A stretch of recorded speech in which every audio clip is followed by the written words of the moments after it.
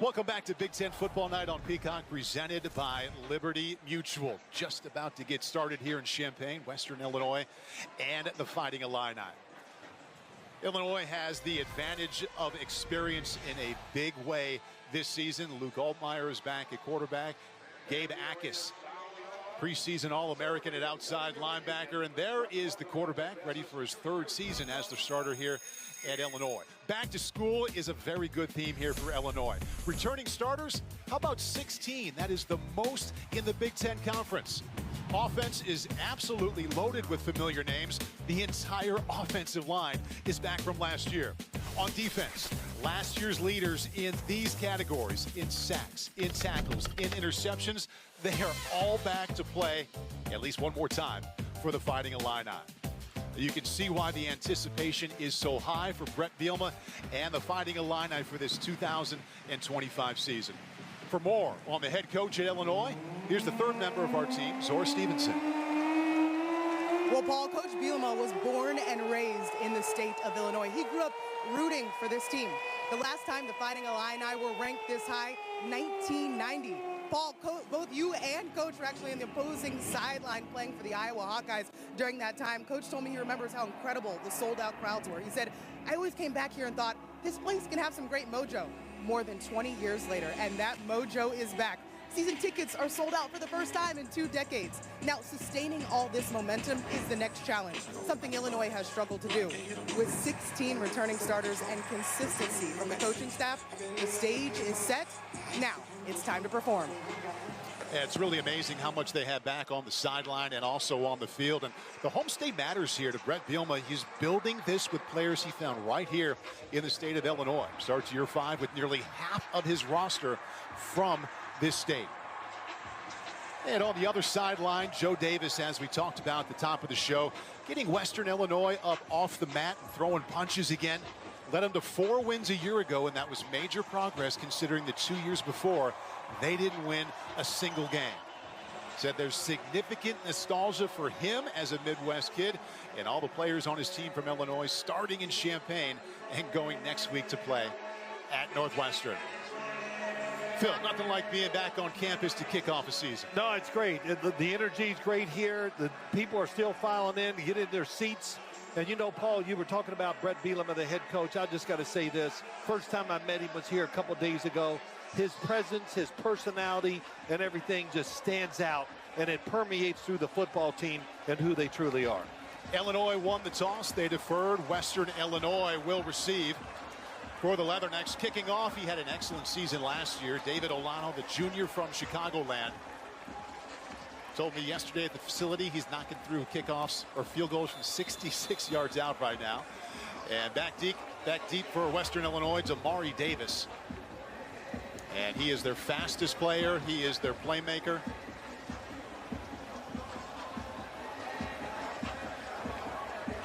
That is actually Fabian Baez, and we are underway in Champaign.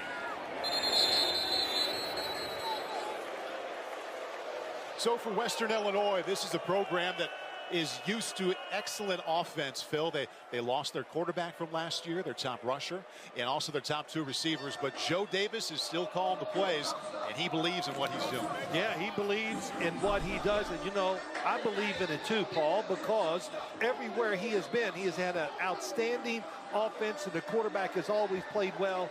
And he said, I asked him a lot of questions in our meeting, and I said, do you think you can get away from these defensive backs of Illinois? He goes, yep, we are going to get open against this team. So we'll see. He said the only question is, can they protect Chris Irvin, 5th-year senior quarterback under center? They try the ground game. Nothing going up the middle against this Illinois defense, but a nice strong push there to get out to the 30-yard line. So Chris Irvin is the starting quarterback for the Leathernecks. His quarterback journey hits a major moment here tonight. From Washington State for a couple of years to Ventura College, here to Western Illinois, and Phil making his first start tonight.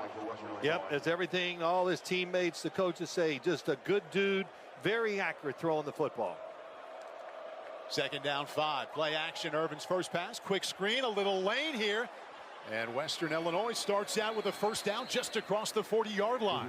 Caught him in a blitz, Paul. The Illini, as Joe Davis says, they don't blitz a lot, but when they do, it's usually just 5 rushers, and they had the perfect play on man-to-man coverage against the receivers. They throw a screen outside and helps the confidence. I know it's early, but every good play you make for Western Illinois is going to bring up your confidence.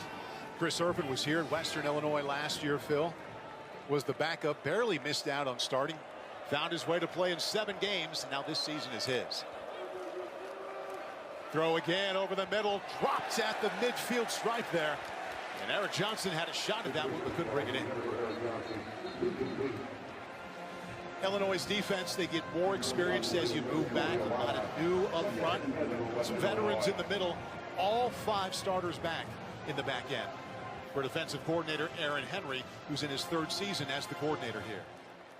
That was a nice throw on that slant pattern Chris Irvin had right on target.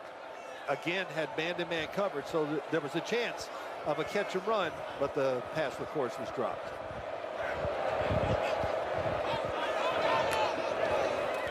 Irvin back to work, swings it out, quick hitter. Another nice pickup here for the Leathernecks. That's Christian Anaya with his first touch tonight, and he gets 10. Well, your point you made was really good. Get rid of the football as quick as you can, and so far Chris Irvin has done that. Said he only expects Illinois to rush usually 4 or 5 here today. Doesn't expect a lot of blitzing, Phil. Well, I would say already, Paul, that I'm just watching this defense. I've seen about 3 blitzes. It's 1 extra guy, and you can tell by the formation they line up in. This is a look of 5 blitzers or 5 rushers coming again. 3rd down, less than a yard.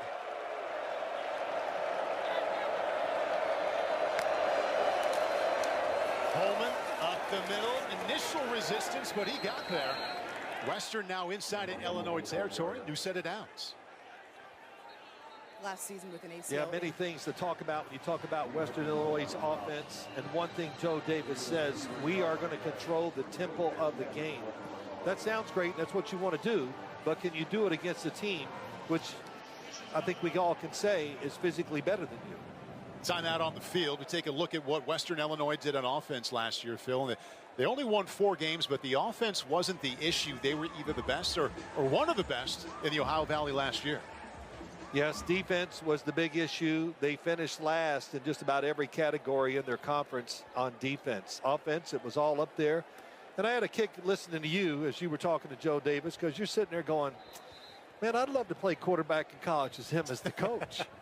Because as you already see, he is quarterback friendly, and he has set records as an assistant coach at Fordham, at Albany, where his quarterbacks just put up incredible numbers against the competition. Injured defender for Illinois, Tomiwa Durojaye. 4th school in 4 years. Kentucky to West Virginia to Florida State, here to Illinois. So this has started out very well for Western Illinois.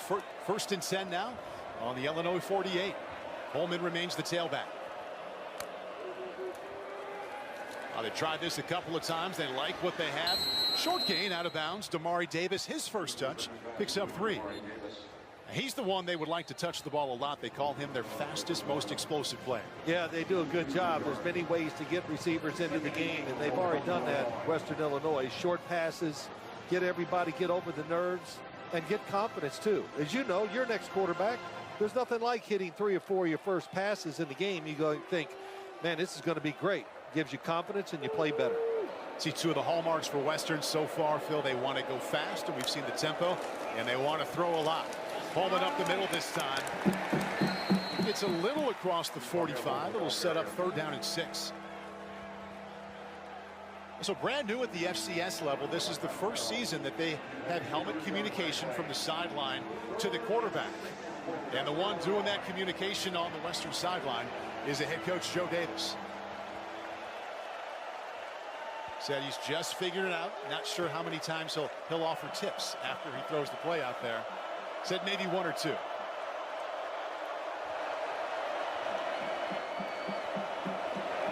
It's a blitz. They do bring 5. Irvin back foot, incomplete. So decision time right away for Joe Davis. Nice coverage by Xavier Scott, all Big Ten cornerback. Yeah, it was a blitz. The outside defense, they overpowered the tackle, the left tackle. That was a great job by Brown, and that caused the incompletion. So we see the offense staying out here, Phil. Yeah, Urban didn't have enough space to throw the football, came up short. Otherwise, it could have been a completion. Paul, I do not like this decision. I would punt it because I want to see the Illinois offense go a long way and not be near midfield if they get the ball after this play. In the daring mood right away, 4th down and 6. They bring 5 again. Irvin completes, short of the first down. Flag does come in just as the completion was made. Only a completion of 3 yards to Alex Williams. And we'll check in on the flag. Mac Crew here tonight. The referee is Andrew Special.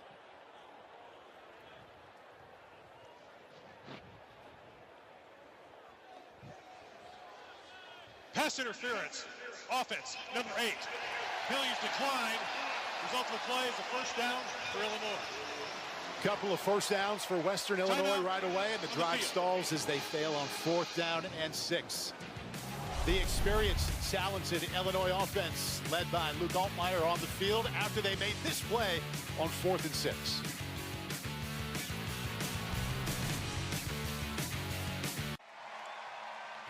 Thursday night, the NFL season kicks off with a historic rivalry as the Eagles host the Cowboys. NFL kickoff presented by YouTube TV Thursday, 7 o'clock Eastern on NBC and Peacock. Our entire team will be down there in Philadelphia. That includes former Western Illinois Leatherneck Rodney Harrison, All-American at Western Illinois. Had 27 tackles in one game, Phil. 27 tackles here one time. You know, Paul, that doesn't surprise me. All right, Illinois offense for the first time after they stopped Western on 4th down and 6. Luke Altmaier starting for the 24th time in his career. Aiden Lawfery wrapped up in the backfield. Penetration from the Leathernecks right away. Lawfery did get 2. Offensive lineup for the Fighting Illini. Starting quarterback returns, but the focus is up front where the entire offensive line returns. One note, expected right guard Brandon Henderson is not starting tonight. Word is he's fine, but will not play this evening. Brandon Hansen fills in his place. 2nd down 8 for Illinois. First pass. First completion. Lawfery out of the backfield. Short completion brings up 3rd down and 4. Luke Altmaier last year, Phil, established himself as a really good Big Ten quarterback. Now he tries to take the next step. Yeah, he makes all the right decisions. I watched quite a few games of his, and he has a sneaky good arm, can throw the ball with power. He even told us, gain 15 pounds, stronger, and when he needs to, he can really rear back and let it go. And there are some opportunities. I can already see him. They're going to throw one deep here within the next few plays. Need 4 right here. Quickly out of his hands. And there's their first down. Hank Beatty, one of the veteran wide receivers, has him inside of Western territory. James move. Hank Beatty, a lot of talk about him playing the slot receiver inside. This is not an easy throw. I mean, look how far across the field he has to make it. But get the secondary moving back just a little. And a good throw by Luke Altmaier. Beatty, top returning receiver, coming back from last year's team. 1st and 10, another quick throw. This time to the left side, and once again it's Beatty. Nifty moves, has him near another first down. It's a wide receiver, a big-time question on this offense, Phil. They lost Pat Bryant to the draft to the Broncos. He was such a major playmaker. The second best receiver, Zachary Franklin, also gone. So this is a question mark for the Illini. Yeah, I heard that quite a bit and everything. But then when you just look at the guys, you read about them, some of what they brought in, the transfer portal, but also just talking to Joe Looney about the wide receivers. Very confident, got a group. He's got the speed guy, possession guy. So I think they're in good shape, Paul. 3rd straight pass for Altmaier. Well protected end zone. Contact. 2 flags. Justin Bowick, the intended receiver.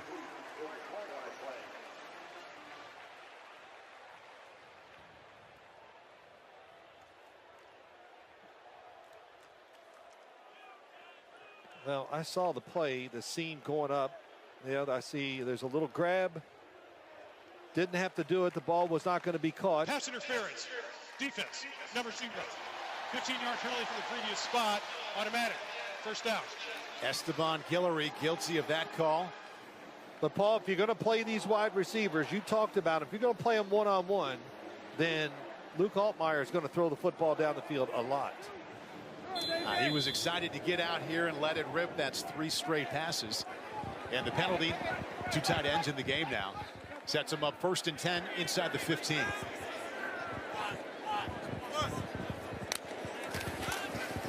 Aiden Lofgren really took off at the end of last year. Strong finish there, has him down to the 7.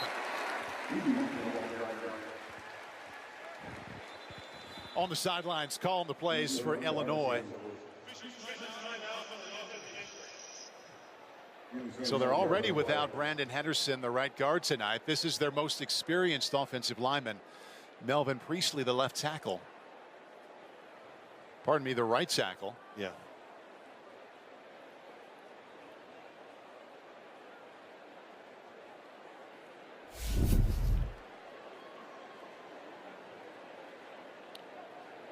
See what happens. Oh, couldn't tell. I didn't see him get stepped on, but I don't want to guess at what it is. Well, just watching that right there, too, just this offensive line, you would think the starter's back, really high expectations from them. Saw Barry Lunny, the offensive coordinator, on the sideline. Also the play caller. So right tackle Melvin Priestley now goes back all the way down again, making his 29th start here for this experienced offensive line. So the offensive line, they believe they're going to win because of the offensive line here this season. Look at all that experience up there, but already Brandon Henderson, he did not start tonight, and now Melvin Priestley just stood up, but he needs some help to get off the field.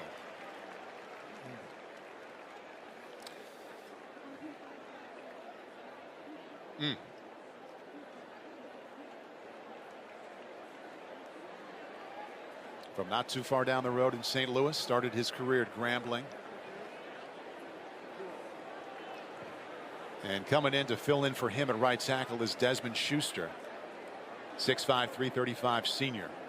Well, you talk about their experience as an offensive line. The offensive line, that when they have the starters in there, has more starts than any offensive line in all of college football except for one team, and that is Virginia. There's Barry Lunny, 4th year as the offensive coordinator here for Bret Bielema. Longest tenured OC in the Big Ten.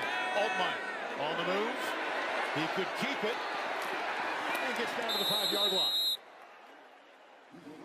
Outside linebacker Kevin Washington made that play after a gain of 2. Yeah, really good job. This is a play that's run all the time in the NFL. The little fake, and then the quarterback rolls out, and the defense all stayed with the receivers in the end zone. Nowhere for him to throw the football, and he has to just run it out. But good job by this Western Illinois defense that time. Illinois going with one of their big backs now, Caden Fagan, 6'3", 255. He wears number 3. He's the 1A to Aiden Lofgren. Well, they got a little bit of everything at running back. Big, small, fast. Need less than a yard here. There's Fagan. It looks like he did get just enough to set up 1st down and goal. We also expect to see Khalil Valentine in the backfield for Illinois. Illinois knocking on the door now after the defense came up with a stop on 4th and 6 to get them on the field for the first time. You know, Paul, I think when Caden Fagan comes in the game, it's a little bit of a tail. Like, we might be running it right up behind everybody. What do you think? Might want him to slam it up in there. Oh, man, I mean, that's what I like. They got 3 running backs, and they all are good at different things, so they're covered no matter what the situation is. Fagan remains the tailback. Fake to him. Altmaier. End zone. Touchdown, Illinois. Two-time captain Tanner Arkin with the first score.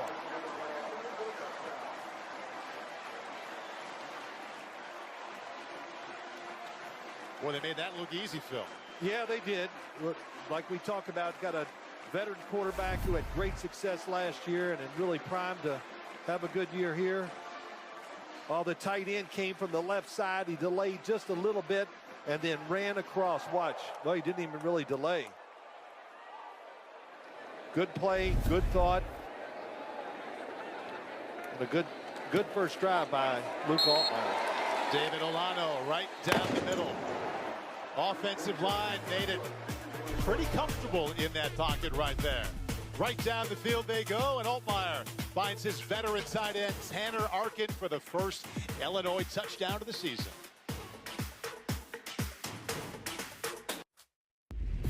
John Fanta checking in with the game break. One other Big Ten team in action. Let's go to East Lansing.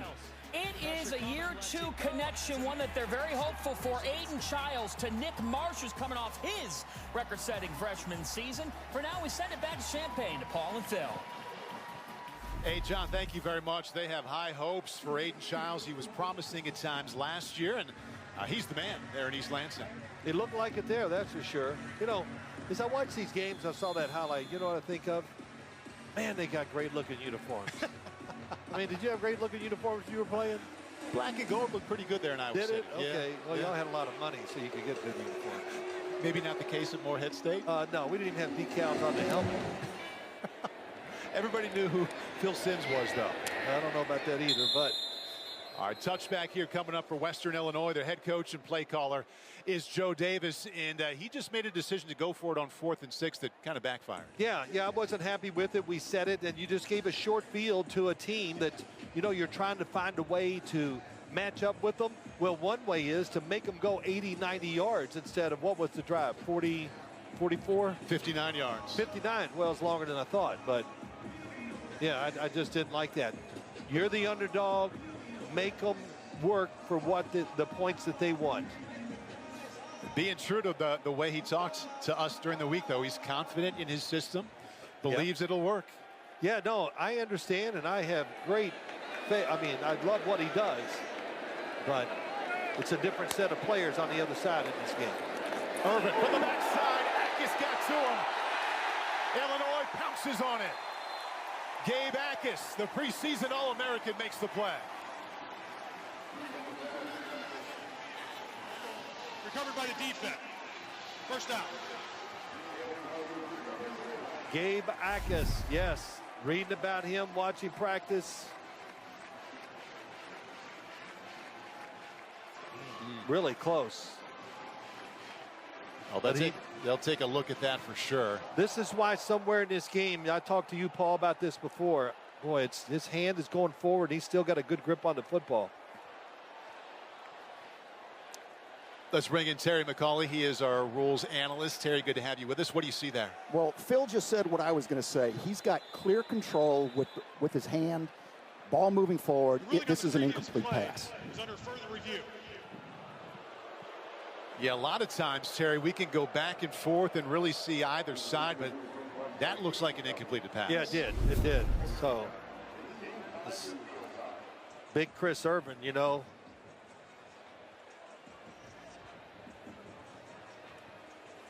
Yeah, Gabe Jacas, you can see in this play, here he comes. Just watch the speed, which he can get to the quarterback.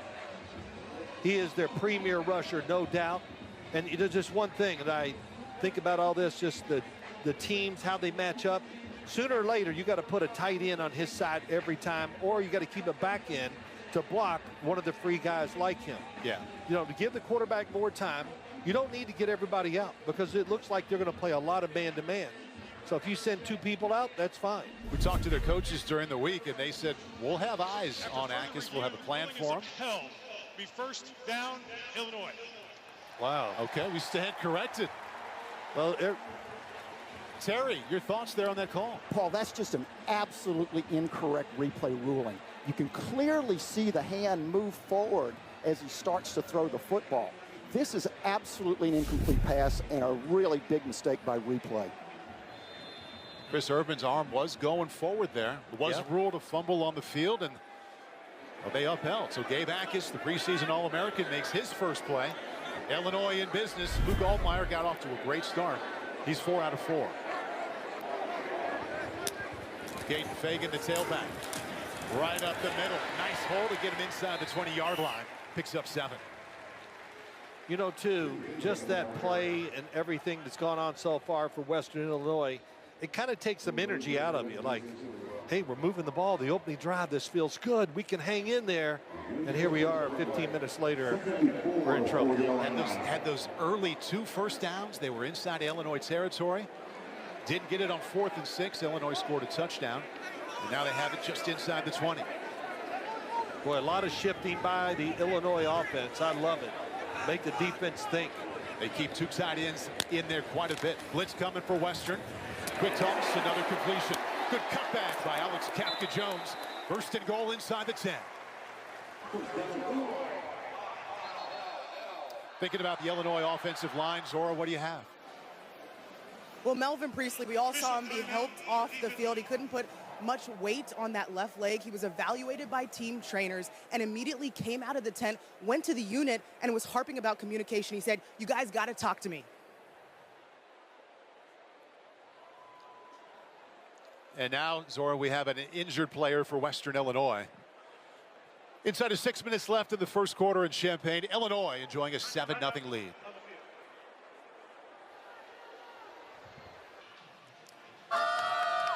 Sunday, the Premier League is live on USA with a heavyweight matchup. Last year's top 2 clubs go head-to-head. Mo Salah and Liverpool host Arsenal. Sunday, 11:30 a.m. Eastern on USA. From the pitch to the field, Illinois off to a good start. First time they touched the ball. Touchdown pass from Altmaier to his tight end, Tanner Arkin. And now he's got him on the 9-yard line, thinking about the next score. How about a 5-for-5 start, Phil? Not bad. Boy, there's nothing like getting off to that kind of start as a quarterback. Paul, you know, you just go, man, I'm hot. I feel good. It's coming out of my hand nice. It's accurate. And, you know, Luke had the same thoughts. We heard him in 2023. He goes, I was terrible. Then the game slowed down, and I started improving and getting confidence.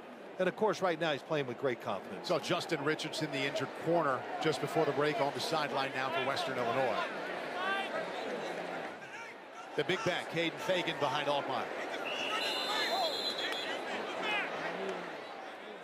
They're going to move him on back 5 yards. False start. Offense, number 66. 5-yard penalty. First down. And that's the fill-in for Brandon Henderson, the normal starting right guard. Brandon Hansen guilty of the flag. And there is Bret Bielema's 17th season as a college head coach, from Wisconsin to Arkansas, now season number 5 in his home state.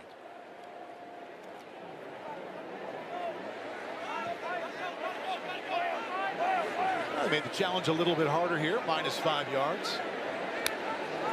Here comes a blitz. Fagan, right side.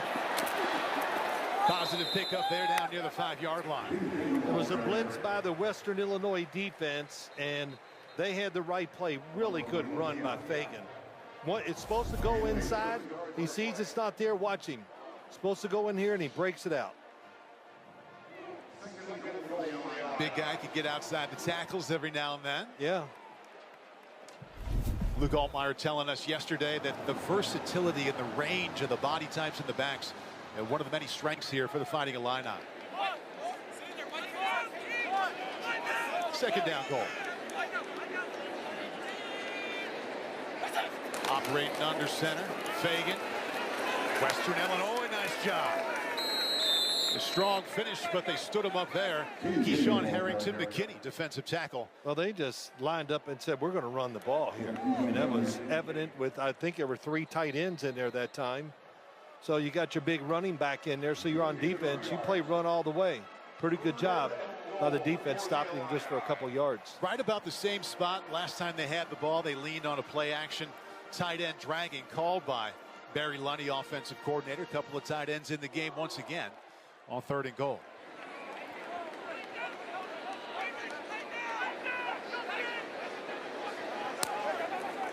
Fake it to Fagan. Another touchdown pass for Luke Altmaier. This time, Justin Bowen. His first catch for the Fighting Illini. Really good. This is a common play you see, and you need somebody that can really make this decision. Watch Bowen. Inside, plant the foot, come back out. The defensive back falls down, and that was a really good design. perfectly timed play call and executed well by the players. Two things those touchdown passes had in common, Phil, and that's Luke Altmaier just patting the ball comfortably in the pocket. Extra point is true. Two drives for Illinois, both ending with Luke Altmaier touchdown passes. Defense to offense. Gabe Jacas got it going with that play right there. And Altmaier finished it off to the Ball State transfer, Justin Bowen.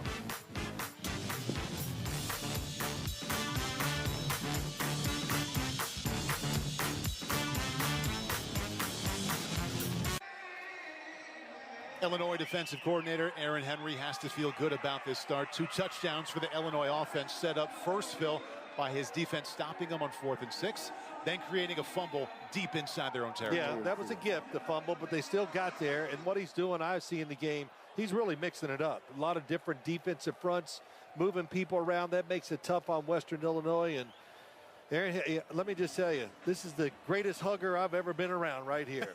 I mean, give me another hug. All right. We did the meeting with him last night, and what energy, Paul. You got the first one. He was most excited to see the GOAT, as he said with a smile. Big Ten Football Night is brought to you by Ford Blue Cruise, hands-free highway driving, and by Liberty Mutual Insurance. Only pay for what you need. Little history there, the 10-win teams. Good look at Jeff George there for the Fighting Illini. Impressive fall campaigns, yes, but they've had a hard time coming back after those 10-win seasons and living up to the expectations. And that's part of the story here heading into September. Well, everybody agrees with this, Paul, that we've talked to. Would you be happy with the 10-3 season this year? The players, the coaches, fans, media? No, we would not be happy. Delayed draw for Western Illinois. Not much there. Thrown for a loss is Markel Holman. Thinking about Aaron Henry, brought up to him yesterday when he was done with all the hugs. I said, got to feel great about your defensive back, your best groups you have in the field. He said, actually, I think that's my D-line. I know we had so many of those conversations this week. Hey, don't you love this group of players? Yeah, but they're not the best. It was interesting because the D-line is the one group that has a lot of starters to replace. Yeah, and it's what they at least have. They have edge rushers that can affect the passing game, which to win a lot of games, you need help there. Chris Urban got off to a nice start, sets up a screen, almost intercepted. Illini all over that one. Two-time captain Dylan Rosiak almost had a pick. Well, what you see right now as you're watching this game, it started out pretty well for Western Illinois, and now, oh yeah, it was tipped, and now it's just on both sides in the last couple drives. Getting overpowered big time. Yeah, that plan for Gabe Jacas is not working so far. Caused a fumble on the last drive to end it, and he tipped that one right there. See what Aaron Henry comes up now. 3rd down and 13. Illinois has one too many on the field. They just get them off. Illini bring 4. Slip screen. Not much there. Illinois defense getting better as this first quarter gets longer. Yeah, it is. They're really getting into the game, and just like that play there. They complete the pass, but what you have to look out for now, the defensive linemen are stopping the pass rush, and they're flying down the field looking to make a tackle. So Western Illinois is going to have to come up with a few little tricks or whatever to move the football, to get some 3rd downs. Hard to do any of this stuff, of course, when you're getting overpowered. Luke Droga-Mueller back to punt. Hank Beatty to receive. Best punt returner in the Big Ten last year. Low line drive. He's got a chance here. Averaged 14 a year ago. Doesn't get that much. He'll set up there to start on the 36. So Luke Altmaier, 5th-year senior quarterback, hasn't missed yet. Take a look back to what he did last year heading into this one. You want your veteran quarterback to take care of the ball and be clutch in the big moments? All right, check. Avoided interceptions as well as any quarterback in the Big Ten a year ago. Came through in tight games late, and they needed that. They won 5 out of 6 one-score games. Touchdown passes in the 4th quarter or overtime, better than every quarterback in college football. Did it 3 times. No one else had that many. All right, Luke is going to have to wait to get this third drive started because they're going to re-punt this one. I'm still thinking about that last play we saw from Luke Altmaier. He threw the ball almost underhanded out there. He did tell us he likes to throw it from all those different angles. Well, he does it. All quarterbacks do now, but that was even Patrick Mahomes would have been impressed with that last one. All right, so Droga-Mueller will get another chance. That means the top returner in the Big Ten last year will also get another shot at that. Hank Beatty. Okay, so it was a legal procedure. That's why they're punting this one again. If you're just joining us, Bret Bielema's group getting off to a good start. Both sides of the ball. They've created one turnover. They have a 4th down stop, and Luke Altmaier has 2 touchdown passes. Joe Davis waiting for that offense that he believes in so much to get going here tonight.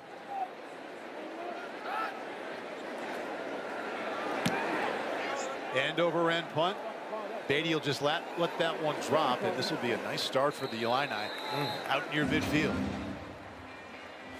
So Luke Altmaier, Phil, we just showed all the great things he did last year, but as we met with him yesterday, he said to us, okay, yeah, last year was good. The year before was painful. Oh, I know. He was, like we talked about it earlier, he was too honest. He goes, I was terrible. And you know, what was his words? All it was tears and a lot of tears. Yeah. Oh my gosh. But he said he needed that to get to where he was last year. Well, you know, as a quarterback, you know, and he's finding it out. All of them find it out. No matter how good you are, there's just going to be tough times. And especially when you're young and really now the starting quarterback, it takes experience to really get into what you want to be. And man, he's like he said, that last year the game slowed down. That's why he played so much better. Tries the ground game. Khalil Valentine for the first time. Well, they are excited about what the sophomore can do out of Phoenix. It was hard to get carries last year, Phil, but they're going to find a way this time. Well, he's another one. He's the quick guy that can move around inside, take it outside. Khalil Valentine, 5'11", 190. Nice little cut there. Waits for the hole. Another lot of wiggle. They got, like I said, 3 running backs, and they all are good at different parts of the game. Just like that, another first down. Altmaier hasn't missed yet. Look at that pocket. Downfield. Almost a touchdown to Justin Bowick. He already has 1, close to 2.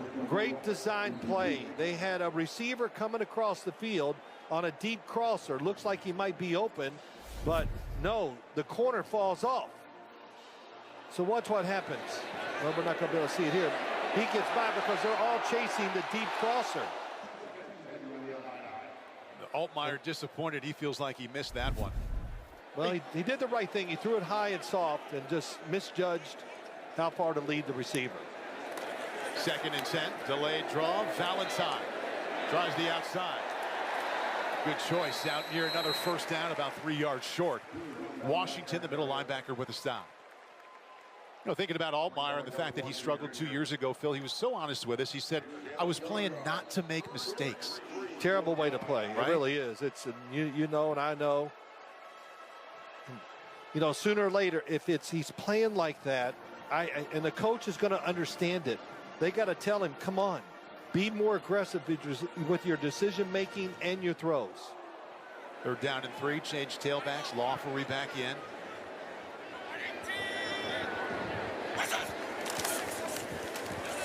Right up the middle, stood up. Not even close. Well done, Leathernecks. Again, it's Kevin Washington. And now it's decision time for Barry Lunney.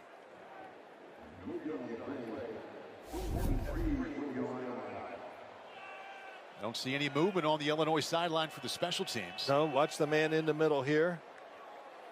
Great job of reading it. Open hole. That's where you go to as a linebacker when you're playing there. It makes the tackle. And I would agree, of course, I agree with this decision by the University of Illinois. They're going to go for this on 4th down. They'll have even more time to think about it here. First quarter in the books. Complimentary football for the home team here in the first game of the season. Defense coming through and the offense making it look easy. Luke Altmaier, a couple of touchdown passes. We head to the second quarter. 12th ranked team up 14-0.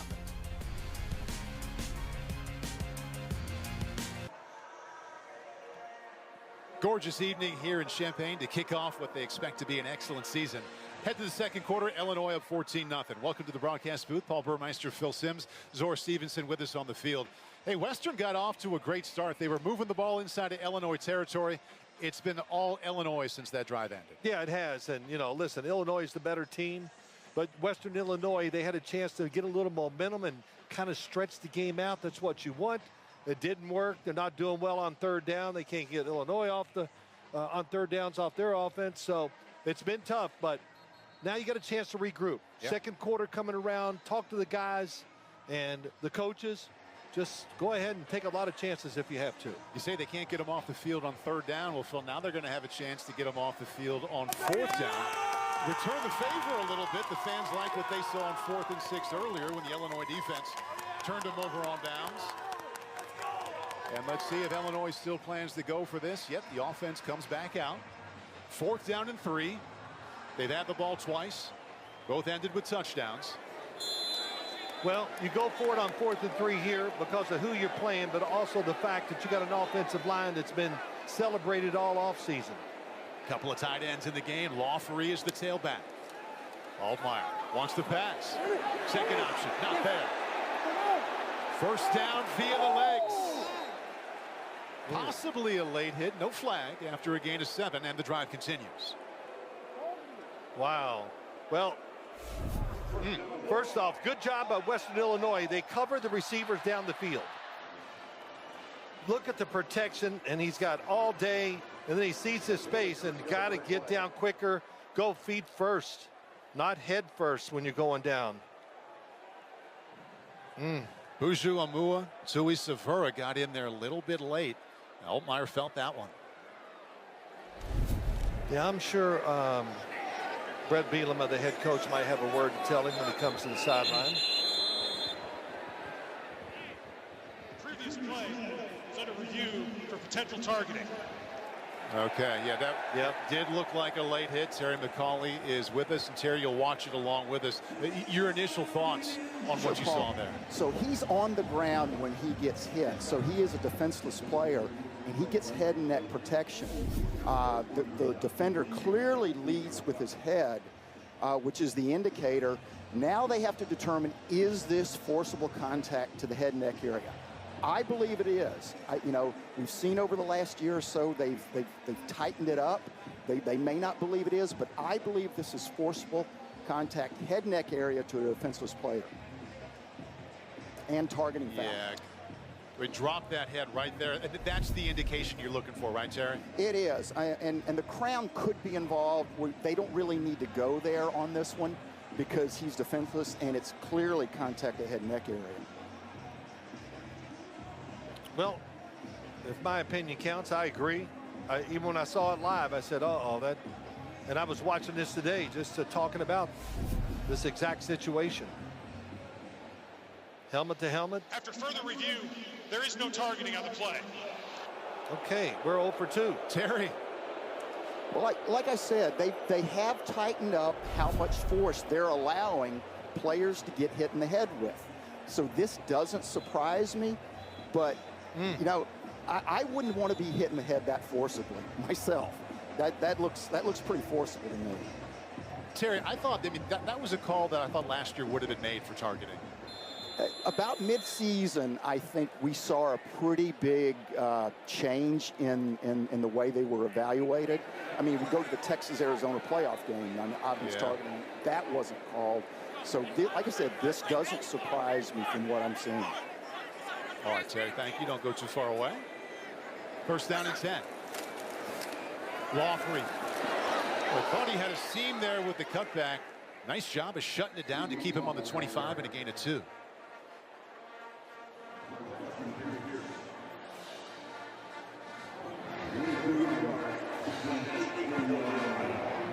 Christian Pierce making the stop there. Right back on the ball, operating with a little pace now, the Illini. And there's another seam, and there's a sprint to the end zone. Aiden Lawfrey, touchdown.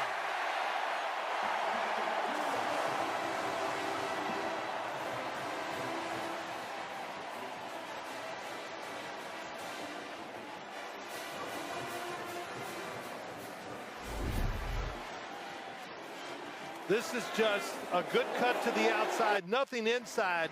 And then we've seen this last year. We saw it with Loughery, and just outruns everybody into the end zone. And Paul, we have seen every one of these running backs come in, and you can see how they all have a specific role, and they carry those roles out very well. Home state crowd from about 45 minutes north in Gibson City. Extra point, no problems there. Couple of touchdown passes for Illinois, and now a touchdown run. Loughery exploded at the end of last year. Ran for over 170 late against Northwestern, was also big in the bowl game, and he likes his first touchdown run of this season.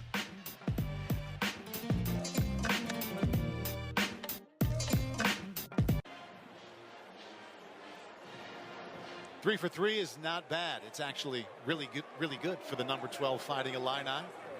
2 touchdown passes. We just saw a touchdown run from Loughery. 7 plays, 51-yard drive. And Illinois' offense is rolling, Phil, just as many expected they would be here tonight. Yeah, that's right. That's it's taken the life out of Western Illinois, and what they need is just to get something going. If they can get some points on the board. And Western Illinois will begin on their own 25. Let's go back to the studio for a game break with John Fanta. It's one of the biggest questions heading into this season, fellas. What will life be like without Shedeur Sanders, Travis Hunter, and company for Colorado? Well, Caden Salter says, I'm here. He finds the Kalen Taylor touchdown Buffaloes. I have a feeling Phil Simms called some Coach Prime touchdowns once upon a time. Big Phil? Did I call some? Caught some. Oh, what are you saying? I threw some to Dion. He intercepted it. Is that what they're meaning? Oh, I think that was what he was indicating. Oh, yeah. Okay. Yeah, I never played against Dion once in my whole career. Okay, lucky you. Yeah, no, it was good. Yeah. I had Darryl Green, though. He was a pain. Another Hall of Famer. All right, Yes. Chris Irvin's got to get it going. Started out well. 5 out of 8 for 27 yards. Blitz coming. Now there's a shot and an open man. Big play, Western Illinois. Tamari Davis, their big play receiver.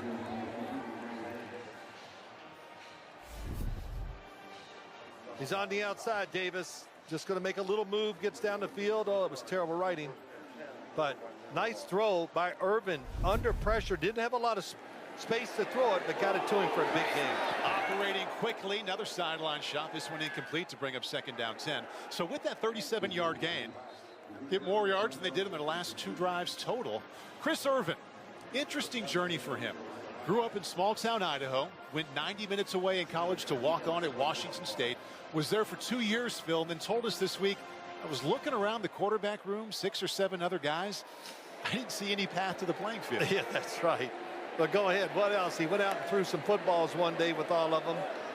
And one of them is named Cam Ward. Cam Ward. He goes, I don't think I've seen anybody throw like that. That's exactly what he said. Never seen anything like that. And he went down to Ventura College near Los Angeles to find some playing time. Whistles blow just before the snap. And a timeout called by Western. Timeout, Western Illinois. Their first charge timeout, the first half, be a 30-second timeout. Okay, there he is. Chris Irvin warming up in his times back there in Pullman. Washington State. There's Cam Ward right there watching. Yeah. So, yeah, you know, he played last year some, Paul, and the coaches were, they said he won the job. He deserved it to be the starting quarterback. And even last year when he played well. Got to play a little bit, but had that stop in Los Angeles at Ventura County. And he told us he was kind of nervous to make that big move. And as I said, Idaho to Washington State, he didn't have to go too far. Family and friends still close, but all the way down to Los Angeles. Had some trepidation, but he said it's the most fun he's ever had playing football. Played well, and that paved the way to this opportunity here. Yeah, it did.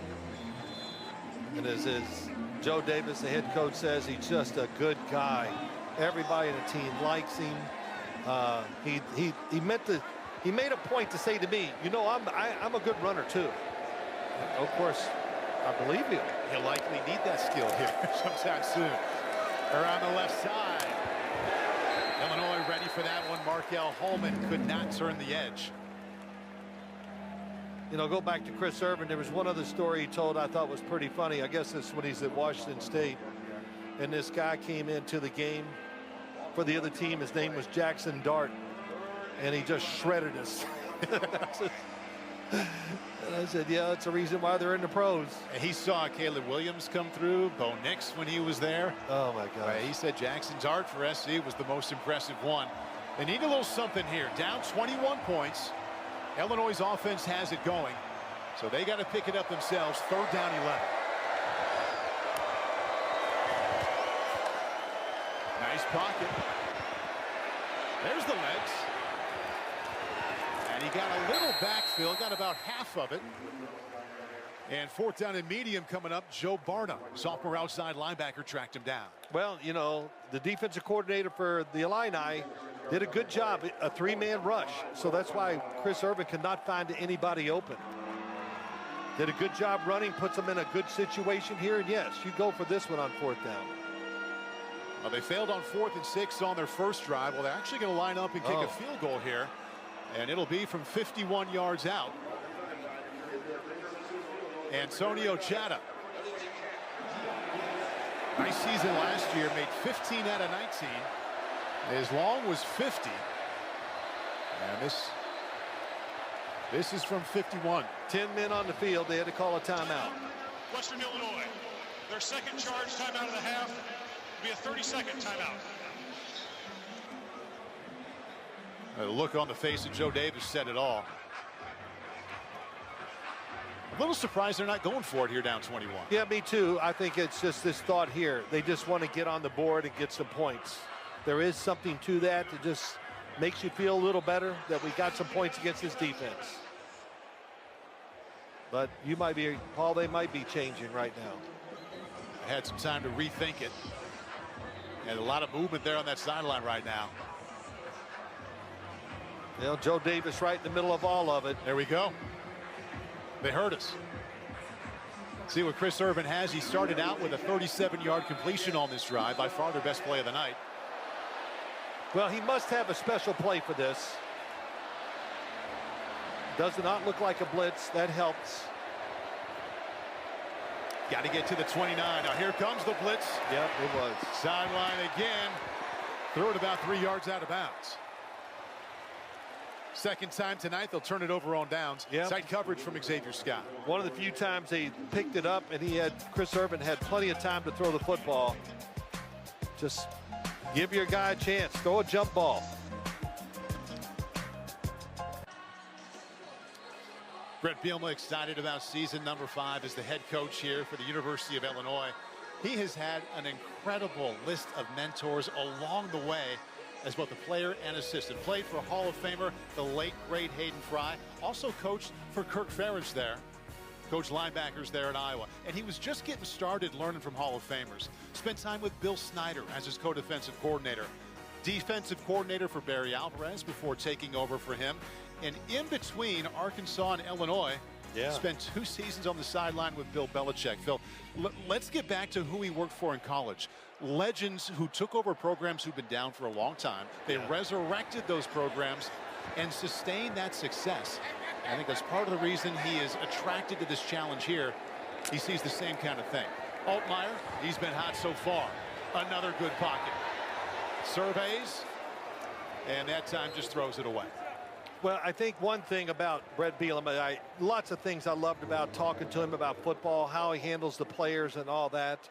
But he learned, he said Bill Belichick was a genius. That's one thing. You know, when he said that, I just, well, yeah, of course. I think we all know that. But he wants to know, is there, to make sure this team stays and keeps going upward, to be one of those teams, Alabama, Ohio State, you know, get in that category where they, every year they know you're going to be a top 10 team. And that's what gets talked about here, because they've had 10-win seasons here before. Not a lot, but they've had a hard time following up. A lot of room for Hank Beatty. If he can make one miss, he did pick up a first down inside of Western Territory. His 3rd catch already. So 10-win seasons here in Champaign. They popped up every now and then. And you know what happens from there, Phil. People get excited. They want more, but they've had a really tough time following up that kind of success with more success like it. Yeah, I think now, Paul, I do have faith that they can be better this year than they were last year. Look at the patience there, a little stiff arm from Caden Fagan. You know, when you have a veteran quarterback that we see knows how to navigate and manage the game, and you just got players almost at every position that can make plays to help you win. And they got a lot of that. So they're off to a great start. And this year, like we've already talked about, the anticipation, the 10 wins is not going to be good enough. We need more. You got the fans excited. It's going to be fun to follow. He's got great stories about the 2 years he spent with Bill Belichick as well. Interesting way that relationship started. Get to that here in a moment. Second down and short for Luke Altmaier. Little play action. In trouble this time. On the run. Nice catch there at the 32-yard line. Going down to get it. Big time recruit out of Chicago, Malik Elzy. Getting a little pressure on Altmaier, and he escapes, and nice throw on the run. And they're operating with some pace now. Going back to work. Altmaier takes a shot. Penalty came in just as the ball fell incomplete. Went right back to Elzy, and we'll check in on the flag.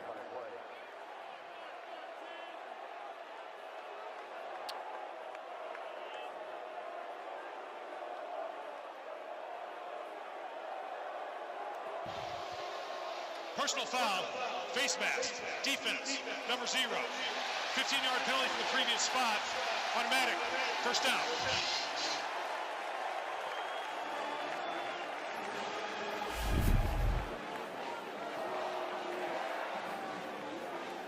In the slot there. Oh, right in the slot, right there. Yes. Boy, once again, the coverage, that wasn't there, but down the sideline was very good. Yeah, so Bret said that the day after he got fired from Arkansas, first phone call to come in was from Bill Belichick. Said he kind of knew him, didn't know him real well, and Bill wanted to talk about use this experience to get better the next time. Think about where you have to improve, and that conversation turned into 2 years coaching with Bill in New England. Altmaier again protected. End zone.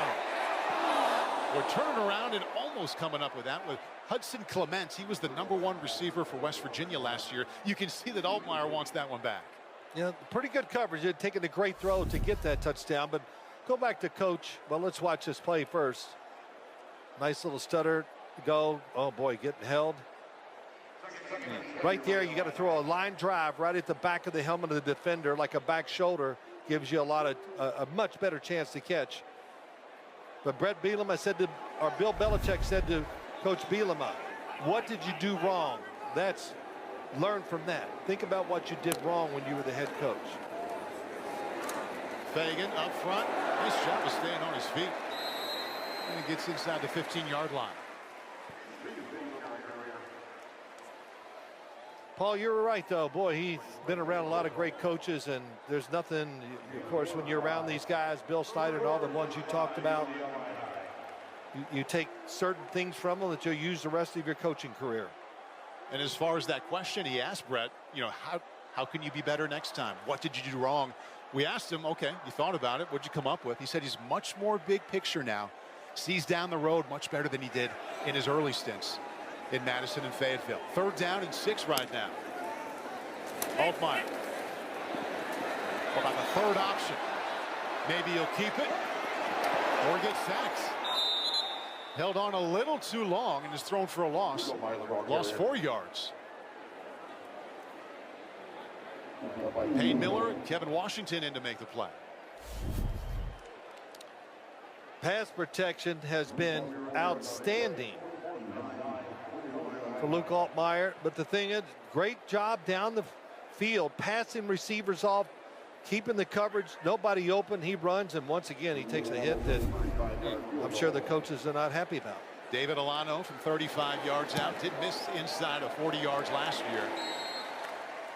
And he gets off to that kind of start this year. About halfway through the second quarter, Illinois up 24-0. Let's go back to the studio. Another update from John Fanta. Paul and Phil in this loaded week 1.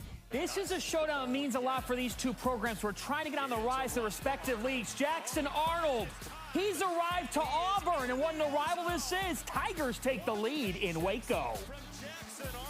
Quarterback draw for the touchdown. Phil, did you ever do it at Morehead State or with the Giants? At Morehead State, yes. I did. I ran, I'm not going to say I gained a lot of yards. And then early in my career, I ran a lot. Really? A lot, yeah. A lot. But by choice, yeah. or were you chased? Well, yeah, both. But when you're a rookie, you're going to run as a quarterback because you don't see it real clear. You go, well, I got to get out of here. And, yeah, I had some good games where I ran for quite a few yards. Bret Bielema, former walk-on defensive tackle. Yeah. At the University of Iowa. Defensive background. Watched him at practice last week. Well, he moves around in every position on offense. Has a message for every position group. And one of the ways he's really grown here at Illinois. And don't forget, he played 6 days for the Seattle Seahawks. Gabe Jacas has been a wrecker in the backfield already for Illinois. Back and ready for more. And for more on him, here's Zora. Well, Paul, I talked to Jacas this week about some of the moves that we've seen here tonight, and he's been working with Joe Kim. Kim actually got the nickname Pass Rush Guru from Nick Saban. Kim is in his first season as the skill development coordinator here at Illinois. He has worked with 11 NFL teams. He uses martial arts techniques, and Jacas called Kim the answer to the test, a cheat sheet. Well, he must enjoy working with him because what a talent he is. 8 tackles for loss a year ago, 3 in the bowl game. Showing up already tonight. Our Western finding nothing up the middle against this defense. Aaron Henry told us it's the D-line you got to watch out for, and there they were. And Jacas, I think a lot of people thought he might come out at the end of last year, decided to come back. Interesting that when they offered him, his only offer at that point, Phil, was Tulane.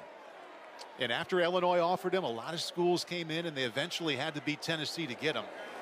But he's one of the reasons they believe strongly in that side of the ball here this year. Well, you hear that story a lot, you know, that there's a great player in college that wasn't recruited. And you can't look at all of them. Irvin back foot, open man. Big gain, Leathernecks out to the 43. Tight end Brandon Lanier with his first touch. So they want to move as quickly as they can, down 24, now inside of 7 minutes. Well, that's who they are. This is what they want to do. Maybe not as much against this defense, but they had positive play, and here we go. Flushed out, got to get rid of that one. And that's exactly what Joe Davis warned us of. He said, we're going to get guys open. Not sure if we can protect. Yeah, that time defense was all over it. They tried a little, you know, hitch and go. A double move to get another big play, and the defense played it very well. I was all excited to talk to Joe Davis after reading about all the offensive passing success he had in the last 2 decades as an assistant, now up to a head coach. And I asked him about it. First thing he wanted to talk about, though, was his book he bought in 1996 called Phil Simms on Passing. He was so fired up. Oh, geez. And what did I say? He said, don't believe any of it. It was terrible. Terrible book. Second down 10. Urban in trouble again and swallowed up.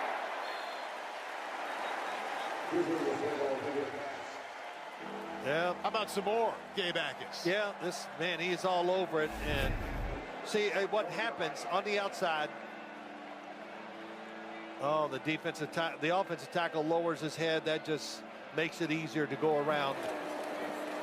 This is just what they call jailbreak. Yeah. Protect yourself. No chance. But this is another thing, Paul, I talked about.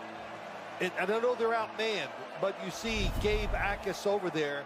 Can we double team him with the tackle and the tight end? Seems like it'd be a good idea.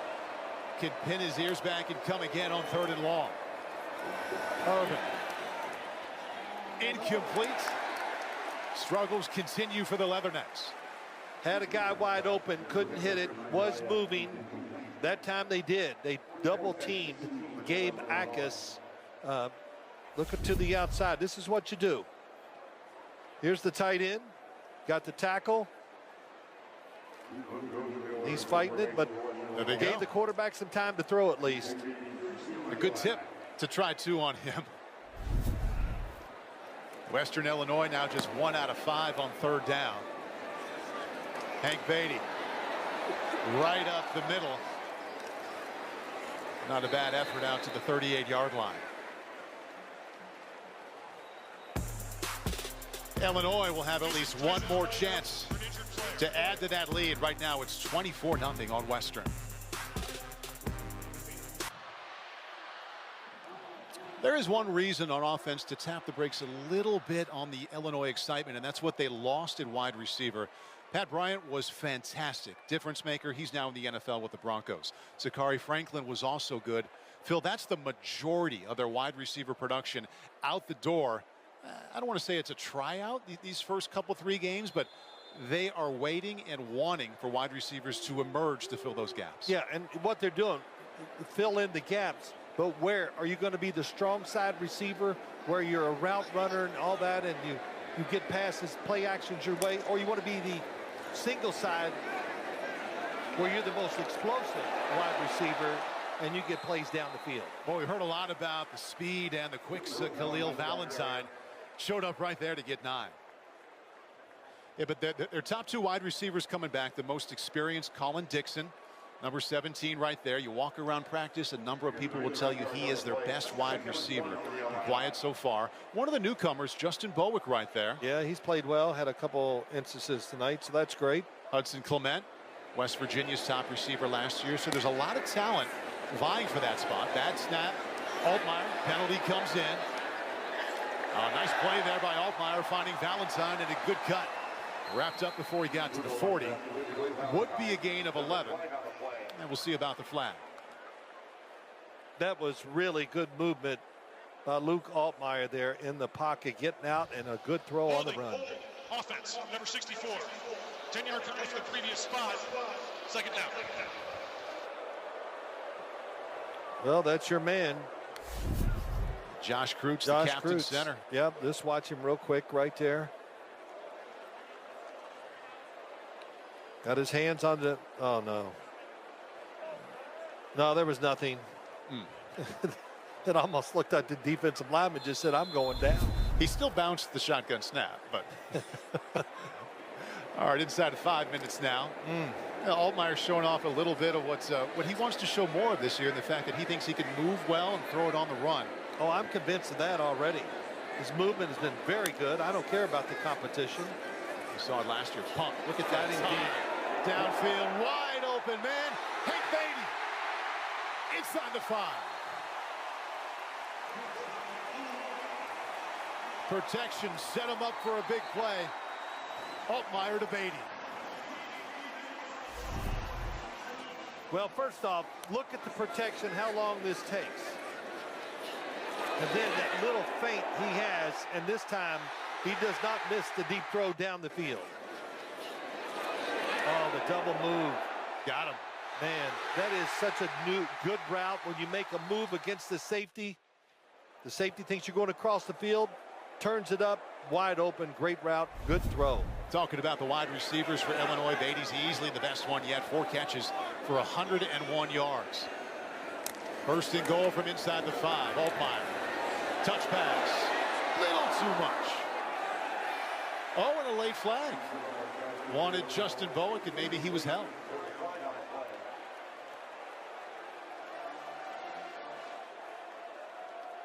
That's a good example that we talked about yesterday. Pass interference.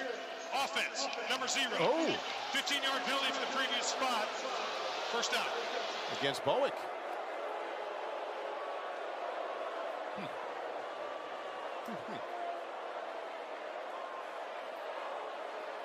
Yeah, he got his hand in the face, did grab.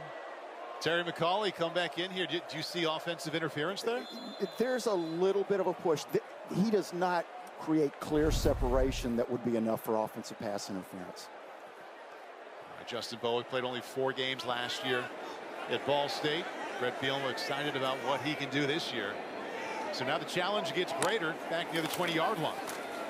Khalil Valentine spins down to the 12-yard line. Picks up 7. Gilroy with the tackle. And we've seen the different types of backs here now in the first half for Illinois. Valentine will come over the sideline. The big back is Caden Fagan. And the main one is Aiden Lawford. Yep, and they're over 100 yards so far tonight. And so you talk about, you can't have everything. You can't have, they got 3 good running backs. We like their offensive line. The quarterback's got it. The receivers, I think they're going to be really, I think they're going to be fine out there. Paul, in fact, I think they're going to be really good. Yeah, I think they believe the same thing. End zone. Another touchdown, Illinois. Justin Bowick has a pair.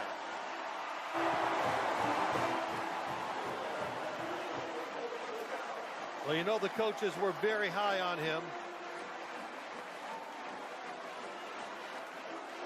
He's tall, 6'4". He looks taller than that. I saw him at practice yesterday.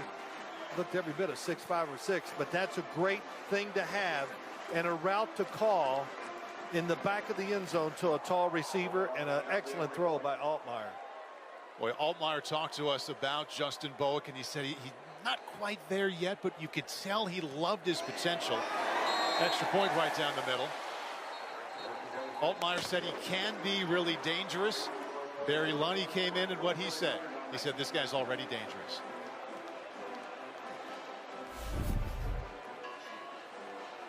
Oh, here we go. We got him lined up to the outside.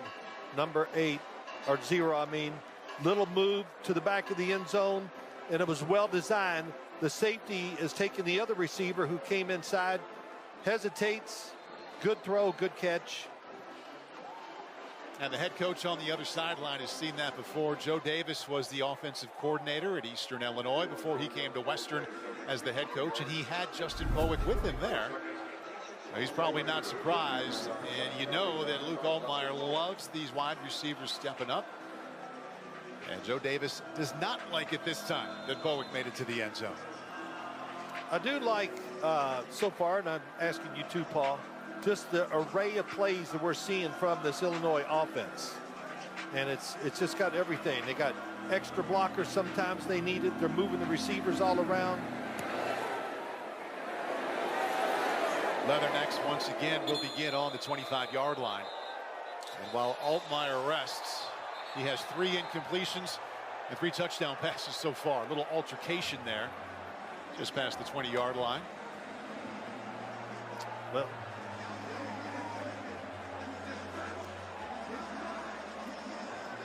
so that's Barry Lunny, the offensive coordinator for Illinois. He's the only offensive coordinator that Luke Altmaier has known here in Champaign. And this is just an amazing thing that Bret Bielema has going for him. Head coach, offensive coordinator, defensive coordinator, primary quarterback, all back for 3 straight seasons. Not another FBS team can say that. no, it really says something about the culture that they got here, the head coach who he is, how he treats you as a man and as a coach. And they all know this is a good team to be part of right now. Tried to get it to Demario Davis, their fastest receiver. Didn't make it back to the line of scrimmage. James Thompson, who spent the last few years playing at Wisconsin, threw him for a loss of 1. It's not often in this day and age in college football where you look up and down the 2 deep and you're like, oh, that's an upperclassman who's only been on this campus. And they have that going in a number of areas. Boy, Western sure taking their time here. Well, yeah, that's really what you should do in their situation. Should have done it earlier. Run the clock. Try to shorten the game. Hard to do. Irvin in trouble. But look at Jacas track him down with a late push. He really closed on him there. The second time, Dagan Miller, their leader up front, their captain, at left guard, has lost his helmet. But watch Jacas here, Phil. Oh, listen. He has some look. Number 17, here he comes. And there he goes. Sheds the blocker. Wow. Yeah, he looks like, I don't like to get into it too much, but he looks like a pretty good NFL player. Type of guy we'll be watching on Sunday. They'll go to the sideline. It's been all Illinois so far. They lead by 31 at the 2-minute timeout. Chris, you wanted to see the Illinois passing attack. We've seen it. We have. They're not going to dominate every team in the Big Ten in the run game. First touchdown, crossers, okay? Second touchdown, they're going to pull the old okie doke. Fake the crosser, back out, touchdown, Luke Altmaier. Xfinity halftime report coming up, Paul. Ahmed, thank you very much. I call him Chris Sims. The man next to me calls him Christopher. That's the name we gave him. Well done, Chris. To the sideline. And that's incomplete. Damari Davis, they have tried so hard to get their best playmaker the ball. Just hasn't worked. And so now the punt team comes back on. And that's been a snapshot. We've seen a lot of this so far, Phil. Joe Davis, after a drive, asking Chris Irvin what's going on. Yeah, no, look, they're losing, but the fact the offense, it's a double whammy for him. The offense is just doing nothing to help the football team. Flag is down. Hank Beatty wanted to field that one, let it go. He's pushed in the back as he got the ball. But you know, Paul, when I say these things, look, I understand what Western Illinois is up against out here. They're up against one of the best teams in the country.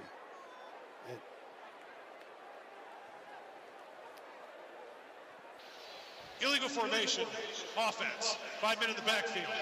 5-yard penalty for the previous spot. 4th down. Okay, so they'll make him punt it again.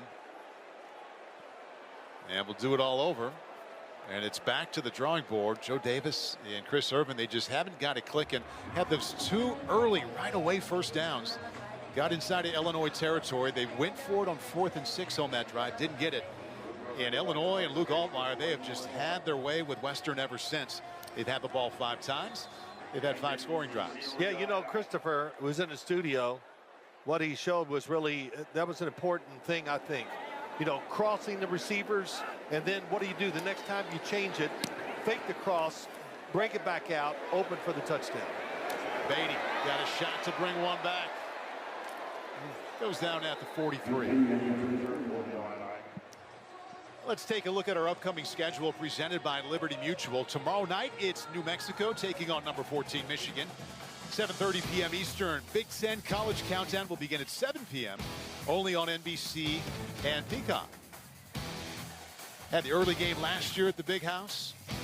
Right back there again here. Michigan and New Mexico will be home to watch that one tomorrow evening. Big Ten football continues into the weekend. Just like all of you, all of us so excited to have it back. Students back here in Champaign. Really a perfect night to come out and support the 12th ranked Illini. And now the offense with one more chance to take it down the field. Altmaier protected again. 4th option, Hank Beatty. He's got 5 catches and he's inside of Western territory.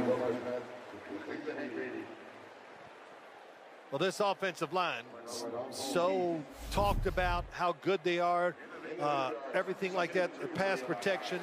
I understand who they're playing against, but it's still magnificent. Blitz picked up. Altmaier in trouble.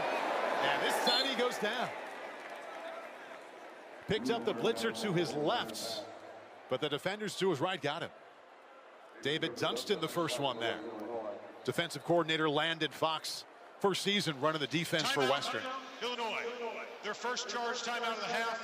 It'll be a 30-second timeout. Head coach. Game clock operator, please reset the game clock to 56 seconds. 56, please.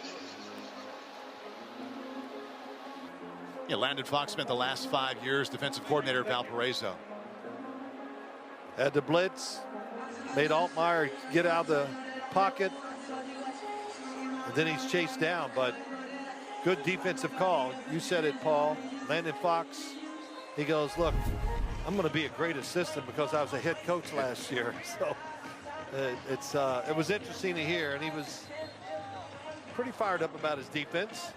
And the players we talked to said he is fired up a lot too. From the moment he got on campus, he got their attention with his volume, his intensity, right, and the plan he's delivering.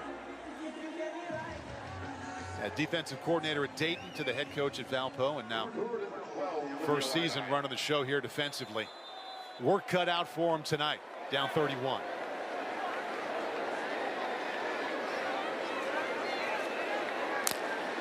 Third down and 13. Altmaier in trouble again. Just got that one off. The Western's running with it. Looked like an incomplete pass. It was. Thank you. And that's 2 plays in a row. Landon Fox blitz got home. Incomplete pass. 4th down. Jalen Nicholas, the first blitzer there.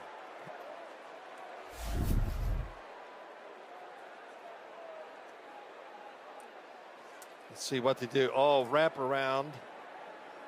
And finally all the way in the backfield. Good call on the defensive side. And why not? The score, you're down 31-0. Go ahead and be aggressive and take chances. Offense, number 9. Lost it down. The spot of the foul. It'll be 4th down. Because the foul stopped the clock, there's a 10-second subtraction. I'm going to take a look here and see if there's anybody in the... Continue to sort that out. No, nobody in the area. Has declined the option for a 10-second subtraction. Clock will start on the snap. 4th down. There's his roommate, tight end Cole Rusk, but not close enough. Intentional grounding. So for the first time tonight, Illinois forced to punt it away. Bret Bielema either not happy with the call or with his offense, or maybe both. Keelan Crimmins on for the first time. Please reset the game clock to 49 seconds. 49 seconds, please. Crimmins spent last year at Purdue. Honorable mention all Big Ten after averaging 45 yards a punt. The wide receiver Christian Anaya back to receive.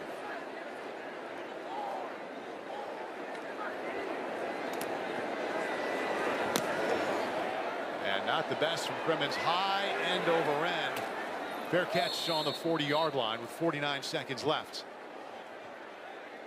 Okay, so the defense comes through for the first time for the Leathernecks. And now let's see if Chris Irvin can do the same. 49 seconds remaining.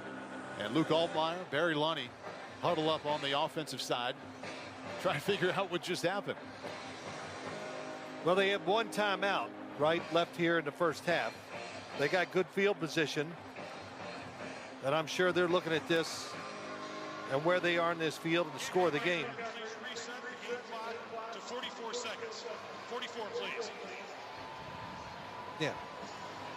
He doesn't want the runoff here because of the intentional grounding. The clock issues here in game 1 in Champaign. And now Chris Irvin starts this drive 7 out of 15. And as Phil mentioned, one timeout left. Slip screen. Try to find an alley. Got a little bit of one out to the 47. Eric Johnson. Well, as we're sitting up here high as we are, Paul, when you see those plays, you almost hold your breath, don't you? Because the enemy is closing fast. The clock ticking. Didn't use that timeout. 22 seconds left. 4-man rush, and they got there. Sacked at the 39. Tomiwa Durochaye. And they'll just let this clock go inside of 10. And Joe Davis says, let's go to the locker room. Piece together another plan.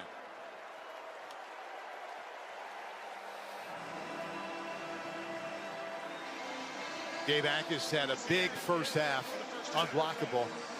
And Luke Altmaier threw 3 touchdown passes. That's pretty good. The running game and the running backs had a chance. They looked great. Well, not great, but they look good. And the receiving core, you can see there's a, it should give you, if you're worried about it, you should be confident in what we've seen so far, even in the first half tonight. 12th ranked team in the country, up 31 on their FCS opponent tonight.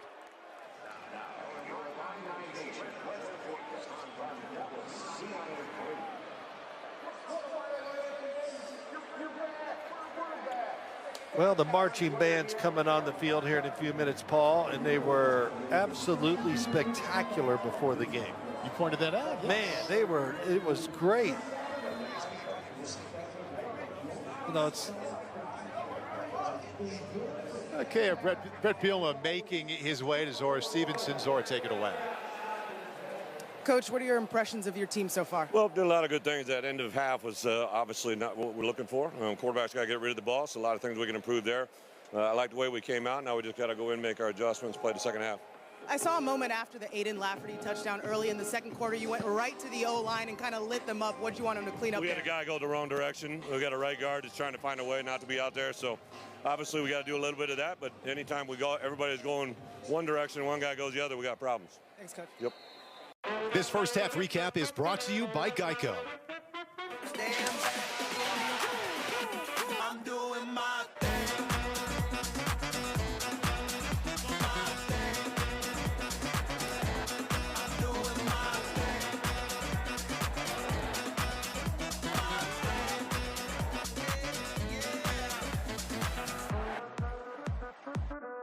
Get more with Geico. Now let's take a look at the Big Ten Bulletin brought to you by Ford Blue Crews. Illinois, 12th ranked team in the nation, all over Western Illinois, 31-0. Some of the stories developing within that score. For the quarterbacks, Luke Altmaier has been somewhere between efficient and explosive this entire night. He's been impressive. Wide receivers, a bit of a question for Illinois coming into this one. So far for the Fighting Illini, Hank Beatty has been the top target, already over 100 yards. Preseason All-American Gabe Jacas has been just a menace in the backfield of the Leathernecks, on another level than those trying to block him. Just like we expected for Luke Altmaier and for Gabe Jacas. More action coming up here for Altmaier. Illinois, they kick to start this game, so they'll receive. And Phil, Bret Bielema didn't seem too happy with some of the things that happened just before the half. You know, you're reading my mind, because that's exactly what I took out of that interview. He was not happy with some of the mistakes. I don't think he would have been overjoyed about the offensive line letting too much pressure get on the quarterback. So, hey, Paul, he's a head coach. They can always find something wrong. Whoa, that was well done by Western. Kicked the ball out of bounds. Well, that's going to be interesting. The receiver of the kick had 1 foot on the... Ruling on the field, the receiver was out of bounds when he touched the kick. By rule, it's a free kick out of bounds. Ball be placed at the 35-yard line. First down. Okay, so Khalil Valentine. Yeah, really good job. Watch his left foot stays in, right foot out. Man. Being alert, well coached, executes. Good starting position to start the second half for the Illini offense. Valentine has been impressive as a running back so far. True sophomore.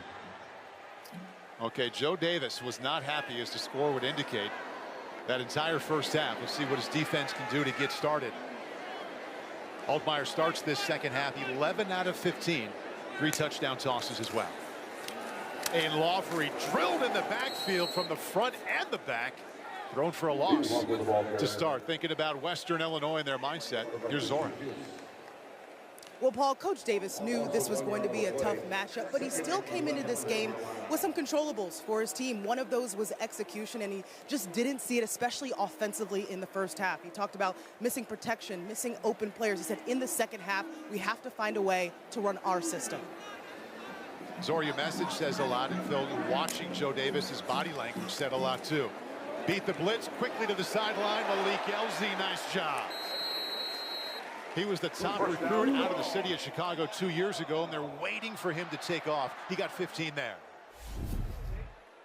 Yeah, he's got size, he's got speed. They're putting him over in a position where he can get some one-on-one coverage. Good job, strong, breaks the tackle.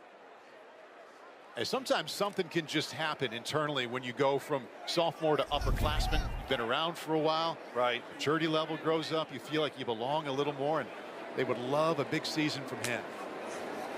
Fake to Lawfrey, and that's the first touch for Dixon, and it's a good one. Inside of Western territory, gets 8. We've talked about the receivers being a question mark, Phil, but they've had a number of them show up and raise their hand and say, you know what, we might not be that bad then. Oh, I'm already convinced. I know the competition is not top flight or anything, but Paul, there's a couple things. The first half, just watching the play calls and all they have at their disposal, and all these players that are interchangeable, is going to make them. It's going to be tough to defend this offense as the year goes along. 4 wideouts on the field right now. Second down and 2. Sideline again. Little pitch and catch to Tanner Arkin. Scored a touchdown to start the game, and now has a first down. Boy, Tanner Arkin, he's got the look of a good tight end. Great size. Of course, he's in terrific shape. He's young and playing football, but you'd like to see, I haven't seen it yet, but inside patterns by the tight ends. They've been splitting them out, trying to get them one-on-one and get some easy throws. But also, I'd like to see him stay inside and run some routes. Illinois moving without much resistance here to start this third quarter. Plenty of time there. Just picked down Wofford out of the backfield. And they are just marching right down the field. They go from wide receiver to tight end to running back. Yeah, really impressive. Wofford, just another guy. Depth is, of course, playing in the Big Ten. The schedule gets tough. Play really good teams. You're going to get some guys nicked here and there, and it's great to have somebody that can come in and not really see the talent not far behind what they had. Altmaier just flexing with those stats now. 15 out of 19, just over 200 yards. Now we give to Wofford, not much there inside. Tackled on the 15. We talked to Barry Lundy, the offensive coordinator, yesterday. Phil, he said, you know, we asked ourselves when we knew that Luke Altmaier was going to come back, how could he be even better in year 3 as a starter? And he said, if I give him more responsibility, more say in the game plan, he's earned the right to have that input. We're going to give it to him this year. Hey, no doubt about it. And, you know, meeting with Luke Altmaier, we could see, well, we saw a lot of things. We talked a lot. He talked about the first year where it was so hard on him. And I thought the one phrase he said, I quit thinking. And that's when it turned around for him. Second down 10, play action. All the time he wants. That's an athletic throw. Flings it out to the sideline. Clement with his first catch. From West Virginia to Illinois, gets 4. Terrific protection. Really good coverage by the Western Illinois defense. But when you got that much time, somebody's going to come open. On the run, let's watch him. Boy, very nice.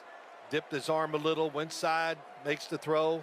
How long were you with the Giants before Parcells and Ron Erhardt let you have a say in what happened in the game plan? Or are you still waiting?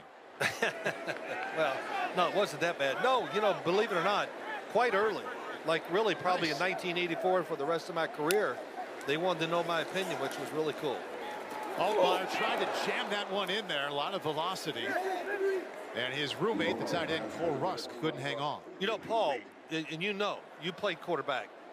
You see it. What you see on the field is going to differ from what the coaches see. Right. It's like us sitting up here. It's not the same look to what these players have. So they need to ask you your opinion, what you think. What are you seeing? Maybe they don't see it as clearly as you do. And just like Barry Lundy is letting his quarterback have a lot of say, Brett told us yesterday, I let my coaches coach. I picked them out carefully, and then I let them go. Wow. David Alano, piece of that one, didn't get there. Western special teams stepping up to start this third quarter. See if that can spark the offense.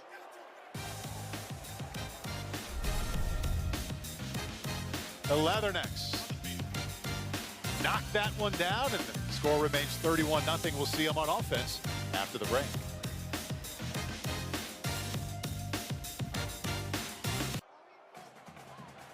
Big Ten Saturday Night is back live tomorrow on NBC and Peacock. We're kicking off the season from the Big House, New Mexico, and number 14, Michigan. Here comes Saturday night. Be home to watch that one. Enjoy it from the couch. Well, saw a little emotion from the Western Illinois football team after that field goal was blocked. Kind of woke them up. All of them yelling on the sideline. Didn't wake up the run game there. Illinois' defense in the backfield. Loss of 1. Tomiwa Durojaye. Well, they enjoyed it while they could. You know. All right, I know you love watching talented young quarterbacks, and this is the #1 recruit in the nation, Bryce Underwood. Will get the start at quarterback for Michigan. All kinds of anticipation to see what he can do for the Wolverine offense. And they came on at the end of the year, won a lot of big games, but they would love to have a semblance of a passing game return to Ann Arbor. Chris Urban steps up. And that's going nowhere from the start. Pursuit from the Illini defense. Kurt Neal, nose tackle, played last year at Wisconsin, made that play. Loss of 2. Yeah. And that's been a common theme for Chris Urban tonight. First look isn't there, and then he's in trouble. 3rd down and 12 coming up. Yeah, we talked about it. Defensive lineman from Wisconsin. We haven't talked about that tonight, but they got good depth there, and they put a lot of pressure on Chris Urban.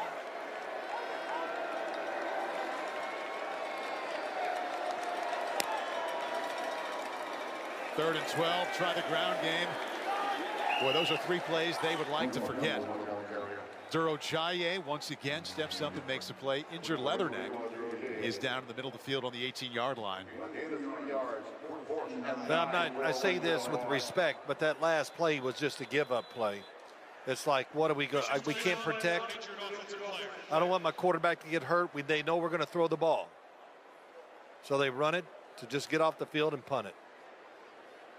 Joe Davis' second season as the head coach at Western Illinois.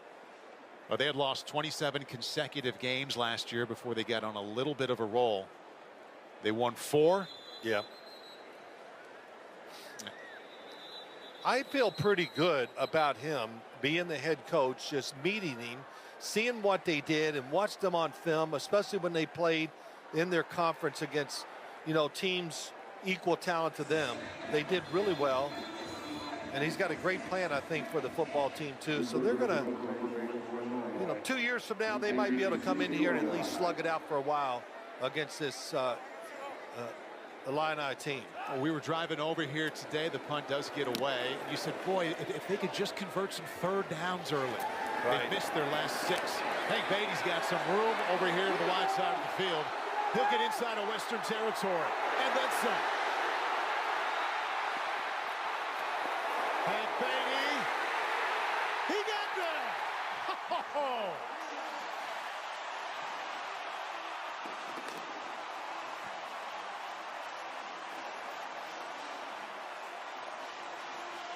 Led the Big Ten in punt returns last year. Don't hit the head coach there.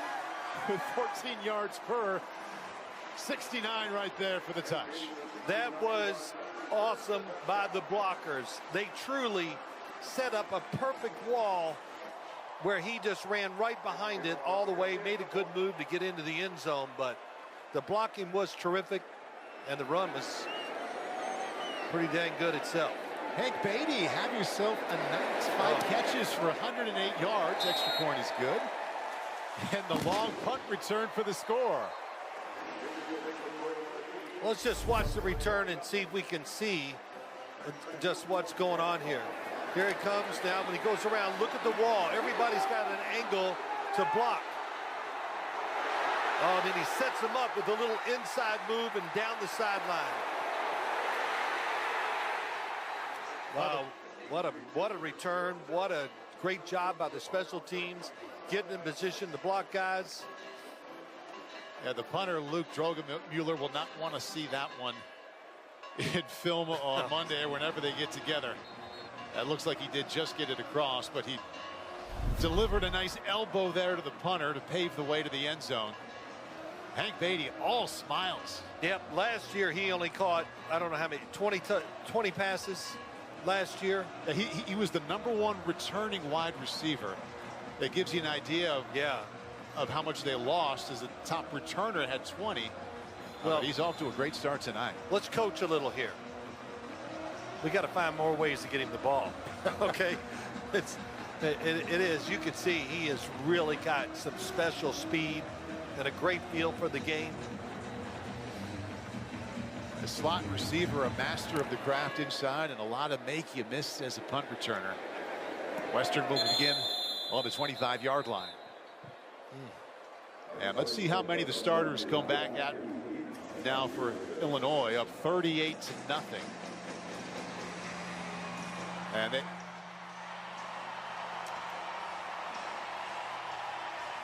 number 17, Gabe Jacas, preseason All-American, has been as advertised. 17 from the outside. Boy, that was quick. That was bad blocking, bad scheme. And, he just never gives up. Oh, rip. Boy, that looked like Micah Parsons.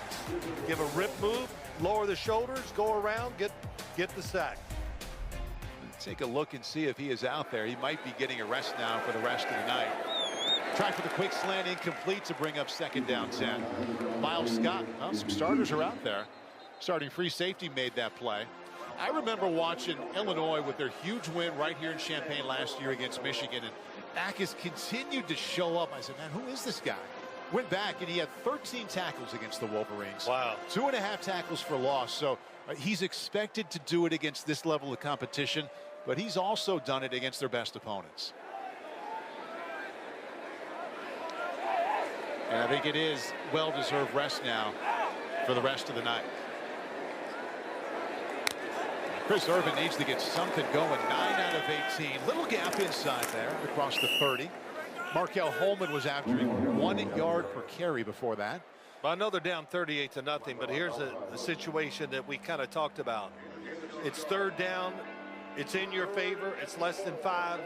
Do we have a play that the coach can get somebody open? Not the player. I want to see a scheme where the coach can get them open to keep this drive going a little bit. See what he draws up here. I can tell you this, Phil. They have missed. They have failed on their last 6 third down attempts. Can't get away from the defensive backs. And can't give the quarterback enough time.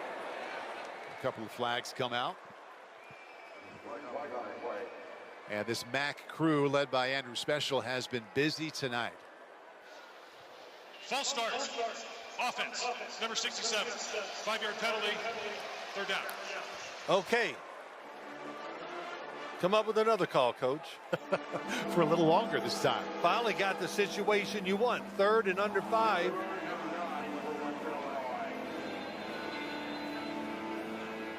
And just like that, turns into 3rd down and long. Aaron Henry, defensive coordinator for Bret Bielema. Could be a blitz. It is. Bring 5, back foot. He's got work to do. I think he got there. Very good. And the yards after the catch for the tight end, Alex Williams, moves the chains. 5 defensive guys blitzing that time. The pocket was good enough to give the quarterback just enough time to hit the crosser. And a good route, knowing it's going to be man-to-man coverage, just outrun the defender. Boy, just a big exhale from the western sideline now, Phil. It's been since the first quarter. They converted a 3rd down. Looking for any kind of spark in the veteran safety Miles Scott, former walk-on receiver, to one of the most respected players on the team. Just missed that tackle. Let's see if Urban can turn that into something now. Oh, this worked early for him. Works again. Worked again. Good pick up on 1st down for Davis. And a late flag, they'll get more. I think Malachi Hood came in a little late there for Illinois.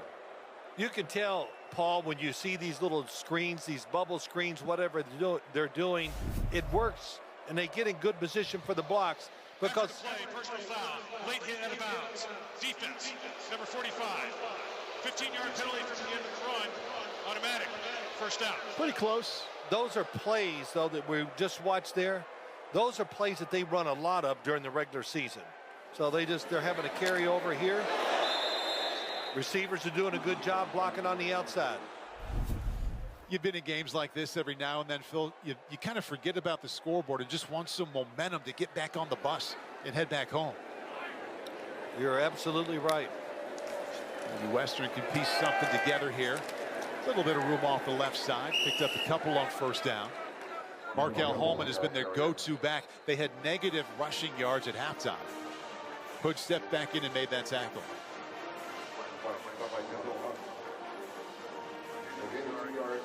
Well, Joe Davis, as he's moved up the ranks as a coach, has always held the position of quarterback coach when he moved up to offensive coordinator. Still the quarterback coach, is the head coach now. Yeah. Told us this week, if I had a quarterback coach, he'd hate me.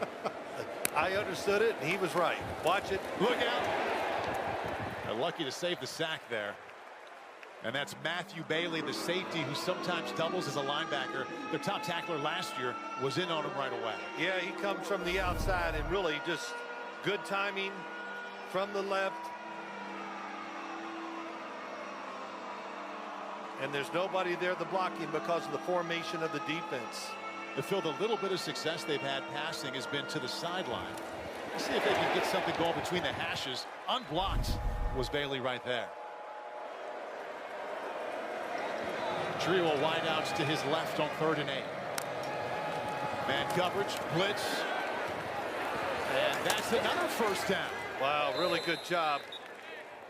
Brandon Lanier, the tight end, gets 9. Yeah, sorry, by the quarterback. I mean, boy, that was, he talked about it to us. I got to get the ball out of my hand quick. He didn't realize it had to be, like, really quick. But at that time, he caught it, made the throw, got a good first down. Nice job of hanging in the pocket here.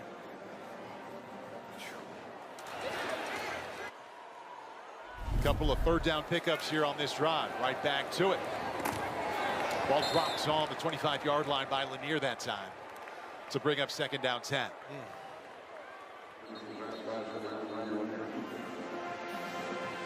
Yeah, Chris Urban going to need a little attention from the help. Going to be sore tomorrow, that's for sure. He's taking a lot of hits.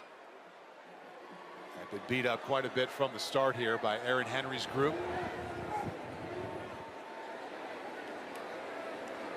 Tell you what, they're not calling off anything over there.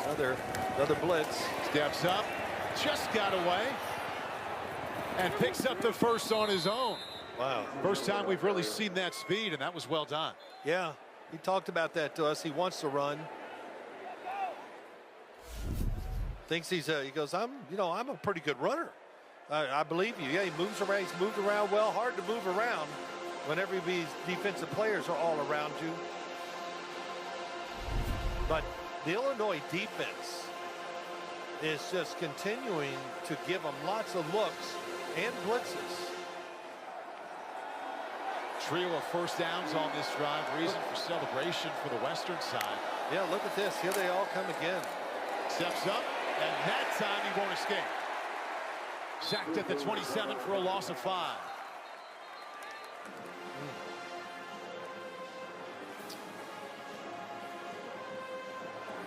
It's just that as soon as the formation of the defense is lining up, you can see the 3 inside. We got 2 possible blitzers. We get 1 from each side, and they do pick it up, but then they just get overpowered. That's the problem. It's one-on-one blocking, and we got defenders, Paul, running in there full speed. And that was Eli Conan with his first sack of the night. Second down 15. Irvin, middle. And down to the 21-yard line goes Eric Johnson, has been a popular target tonight. Got 5 back. And stays down there. Western Illinois on the move for the first time since the first quarter. We're back right after this. Don't miss AGT, summer's #1 show in its epic 20th season. America's Got Talent, new Tuesday on NBC and Peacock. While we were away, the injured Western Illinois player, wide receiver Eric Johnson, got up on his own and walked off the field. Beautiful couple of days here in Champaign. The students came back, a lot of buzz you have at the start of any kind of school year, but when your team is ranked number 12, highest ranking in 35 years, a little bit of extra excitement on this campus here now. Oh yeah, you and I, we moved around. We had a little dinner one night, and no matter what we did, somebody would always come up and have about 100 questions to ask us. What do you think? Are they going to be as good as we think? I think they're going to be really good. I normally don't get those. I think it was the Phil Simms attraction. No. They didn't ask. They didn't even know who I was. They were talking about the team. Third down 11. Irvin, pump fake. What a catch! Touchdown, Western Illinois to Mari Davis. Oh man, you thought it was going to be intercepted, and he just ripped it out of the hands of the defender. Well, they told us he was their best playmaker, but what a grab for Davis.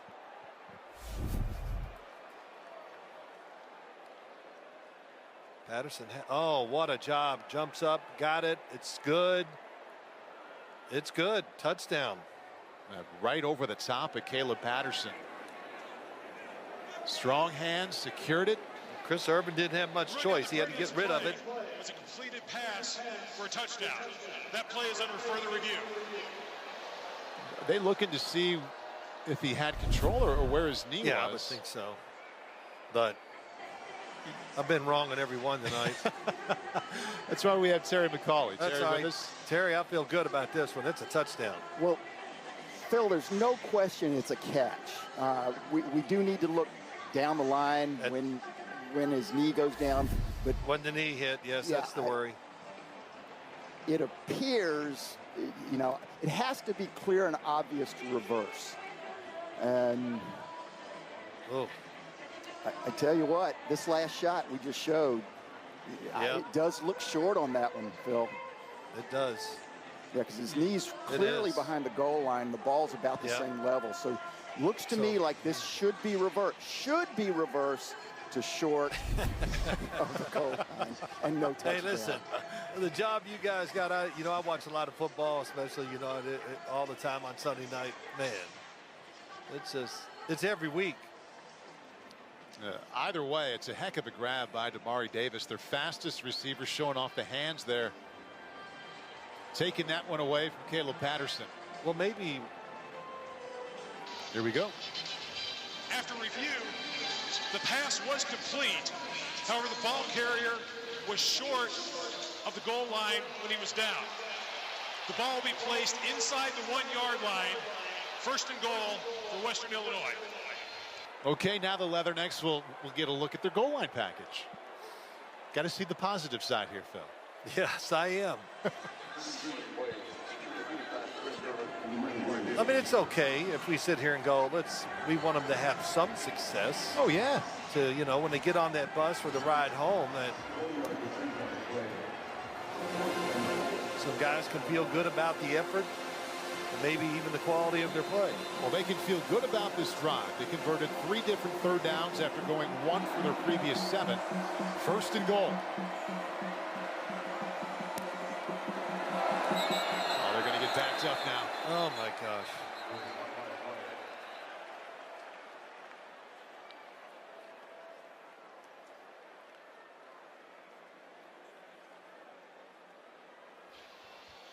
False start. Offense, number 52. 5-yard penalty, first down. Well, you talk about a change in mindset from first and goal from inside the 1. And now just outside the 5. They've had very little success running the ball tonight. 18 total rushing yards. They were on the negative side at halftime. Right, 17 carries for 18 yards. Hey, they got their starters back in now for Illinois. Jacas is there. Matthew Bailey in. They want to keep this shutout. Chasing them outside. They go inside to the 4-yard line. Good fake there by Irvin. Give him 2 there to bring up second down. How about that move? Bringing your starters back in after they thought they were done for the night. Well, I'm trying to find an answer. Maybe it's a situation. I'm just saying this. Maybe it's a situation where they want to practice their goal line defense. Now they're getting it now, second down. Otherwise, I don't know if I agree with it. Back inside, defense stands. He got 1 yard. Third down and goal. Tomiwa Durojaye called his name quite a bit. 4th school in 4 years. What do you think about them bringing it back in, though, Paul? You have an opinion, or you just that's what they want to do? Work on their defense? I mean, to me, it's a big surprise. Yeah, it is. Those guys were over there cooling down. 38-0. Got your top tackler from last year back out there, number 7, Matthew Bailey. Your All-American, Gabe Jacas. Well, the shutout clearly means a lot to Aaron Henry and Bret Bielema. 3rd and goal. Holman. There's Jacas.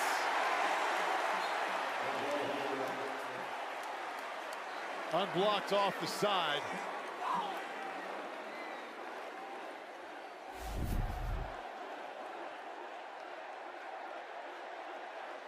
Inside. Oh my gosh. Jacas so fast. And a good tackle right there. Well, he's just been a wrecking machine in the backfield tonight. Now that's why they brought him back in. The final seconds going to tick off the 3rd quarter. That was Malachi Hood making the tackle. So Western Illinois thought they had their first touchdown on a touchdown grab. That's the end of the 3rd quarter. Then they thought they had first and goal from the 1. Now they'll have 4th and goal when we come back. Gabe Jacas continues his big night. We head to the 4th. Illinois leading Western Illinois 38-0.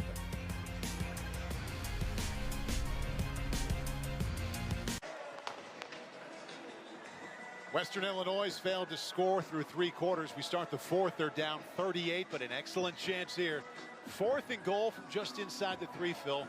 Runner pass. What's your call? Oh, it's going to be a pass. I mean, I would be very surprised because I think Illinois' defense is going to come. They'll probably line up and really just try to storm it. Whoa, field goal.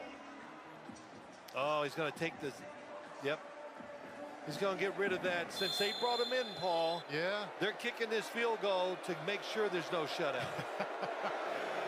So this is, yeah, a little gamesmanship. I like it. Antonio Chana. Boy, this is a chip shot, 20 yards out. And there goes the shutout. Okay, you're going to bring your starters back in to keep us off the board. We're going to take the layup. I got to tell you, I've got a big smile on my face laughing, but yeah, I like it. I like the move a lot. Let's look at Luke Altmyer tonight. What has he done? And I'll tell you what he's done. He's played really well. 16 of 21, 3 touchdowns. Look, progression, little feint, a little pump fake, gets the receiver down the field. Beatty wide open for the touchdown. And then just a high throw to the back of the end zone to your tallest receiver for the touchdown. So Altmyer's been very sharp, moved around, thrown well on the run. And he physically, Paul, he looks like a different quarterback from last year. Yeah, he told us he put on 15 pounds, and his offensive coordinator said you can see that in the pop in his ball. Yeah. And that last strike to the back of the end zone, that was an NFL-type throw. No doubt, no doubt. But yeah, on the field, when I was watching him and kind of studying him before we came down here, I went, man, he looks small out there, but seeing him in person, meeting him in person, I see he's a lot bigger than I thought, and that 15 pounds really shows up. He's only been in for 1 drive in the second half. They scored on that long punt return touchdown. And yeah, he's coming back in. 16 out of 21, 210, 3 touchdowns, no picks. Man, what quarterback doesn't like to pad his stats in a game like this? Oh, baby, I mean, that's he's got great stats now. For more on how he prepped this week, here's Zora. Well, part of Luke's game prep always includes watching one of the Rocky movies. He told me the series fires up his competitive spirit. Now, since it's week 1, the first Rocky, the origin story, is what he watched. He said it fits well with the start of the season.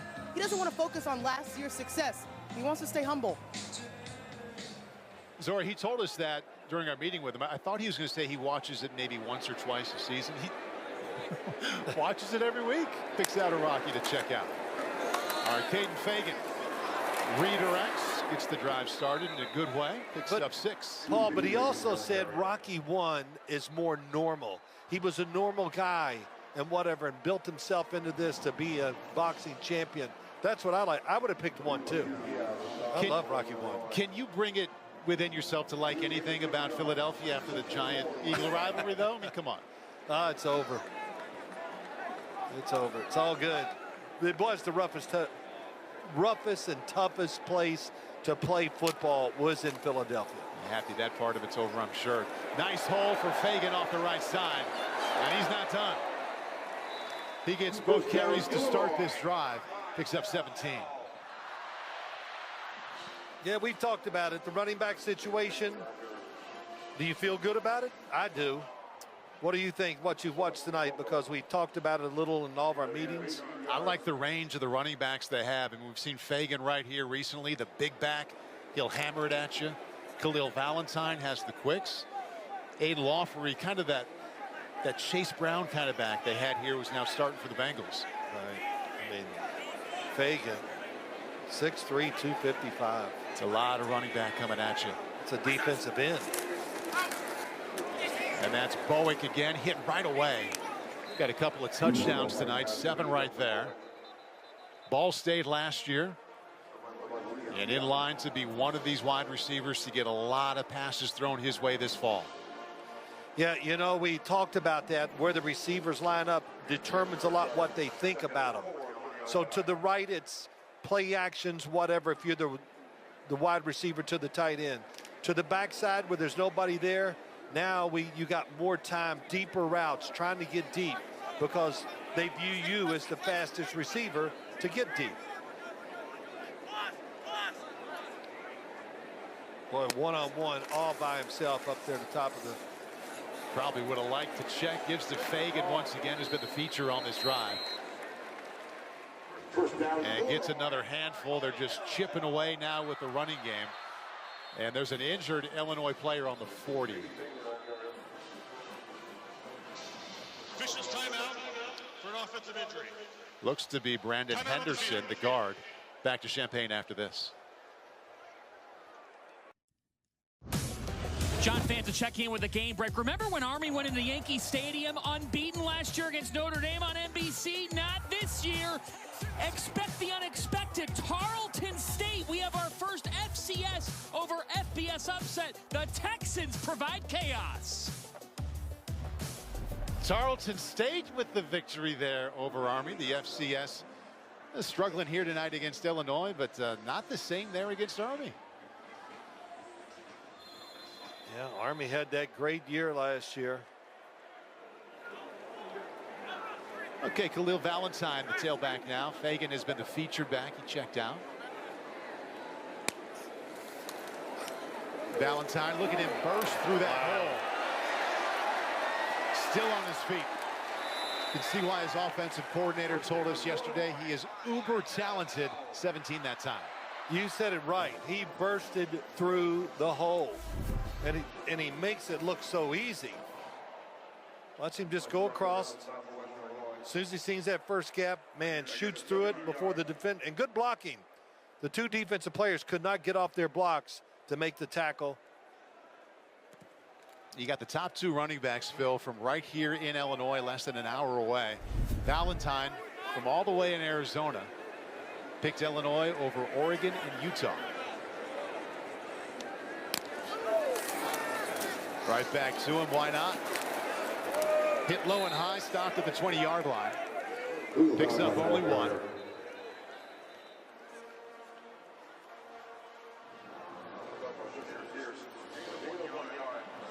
Oh, a big discrepancy on the ground. No surprise, Phil. Illinois, big numbers. Western Illinois, not much. The kind of advantage they have with that offensive line, that's really exactly what you expect to see. Yeah, the competition, the good running backs, the offensive line, we've said it all. Yeah, I would have been very surprised if he didn't have a good night running the football. Valentine checks out. Fagan back in. What? He had a hard time hanging on to that ball. Backs his way inside the 20. Starting to wonder if we're going to see Altmaier throw another pass tonight. Well, this looks like one of those drives where let's really work on our running game, get the offensive line to fire out. Because, you know, next week, different level of competition they're going to see. And that'll be a real test for Bret Bielema. Barry Lunny down there in Durham taking on Duke. I think so, too. See if they can get the starting offense one more touchdown drive here. 3rd down and 6. That's going to be a free play. Wanted his tight end, Cole Rusk, who happens to be his roommate as well.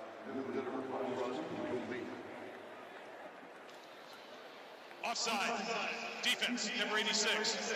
5-yard penalty. 3rd down. Couldn't cash in on the free play, but they're 5 yards closer now. Let's see if they can lean back on that ground game, which is what they've been doing here on this drive. Luke Altmaier right now, 3rd-year starter at quarterback for Illinois. 17 out of 22. 216, 3 touchdowns, no picks. Landon Fox, defensive coordinator for Western. First season doing that here.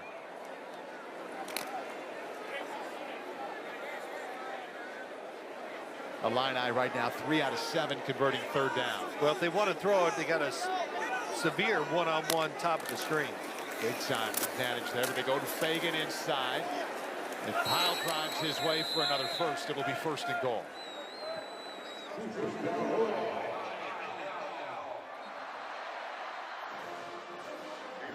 Illinois scored the first 5 times they touched the ball tonight. Good combination of run and pass. They're looking for the next go-to wide receiver, and so far tonight it's been Hank Beatty.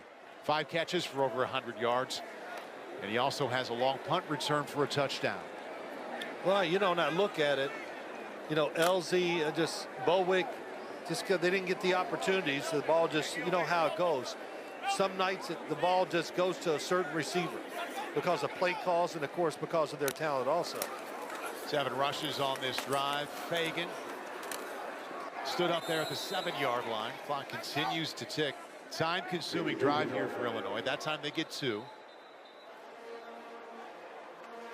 Might have an injured Leatherneck there on the 5-yard line. We'll talk about what Illinois has next, Phil. Western Illinois continues their Big Ten challenge to start the season. They'll be in Evanston to take on Northwestern. Okay, so Illinois goes to Duke next week, Western Michigan after that. How about the matchup with Indiana? Oh, I hope to be there. Politicking right now for it. That's going to be a heck of a game. Fagan cuts it back. Oh, boy. Oh, did he get there? Yes, he did. Touchdown, Caden Fagan. That was, to me, that might have been his best run of the night. Just how he worked the hole. It was tight. He just found a way to find that little crack in the defense where he could get in. Really good run. The second and third effort coming through here. Yeah, now let's see if he good read. There's a good blocking. Missed tackle. Oh, another one. I think he got in from what I saw on that play. That last spin, the power spin right there was really nice. Oh my gosh.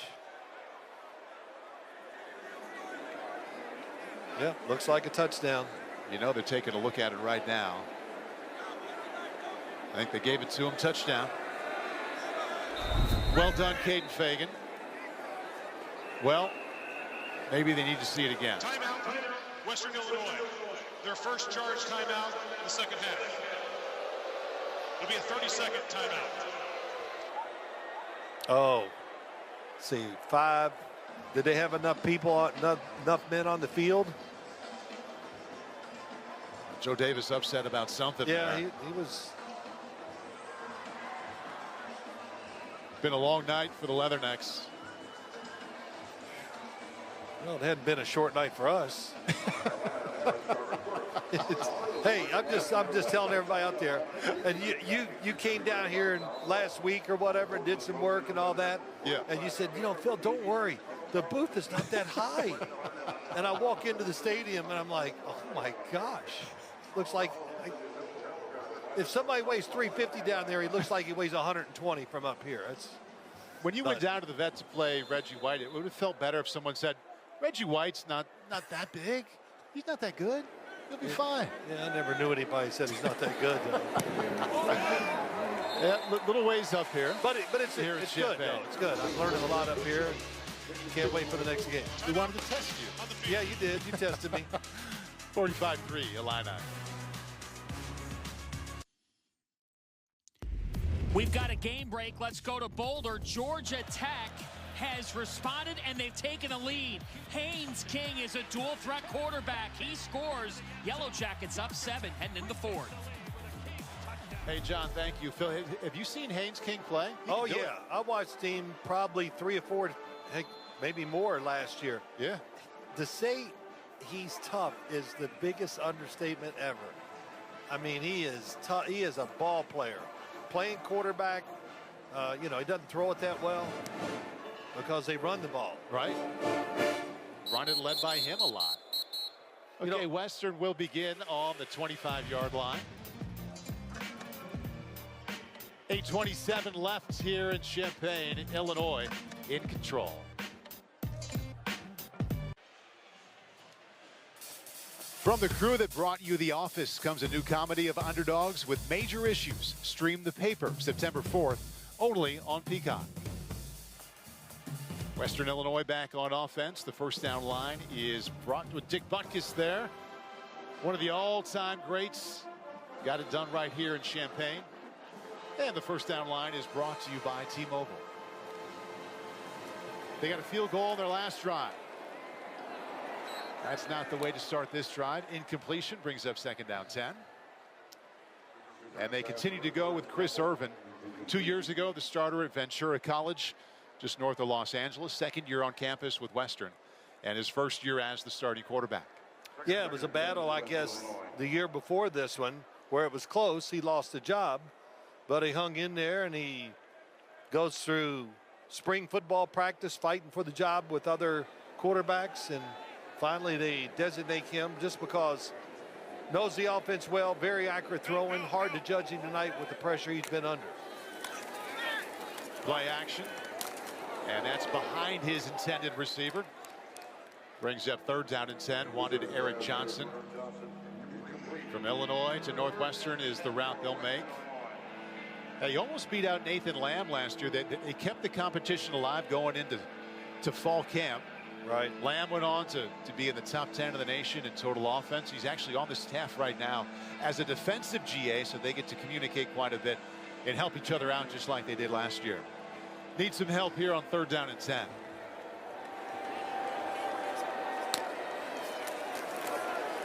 Illinois brings 5, sideline shot, and a late flag comes in.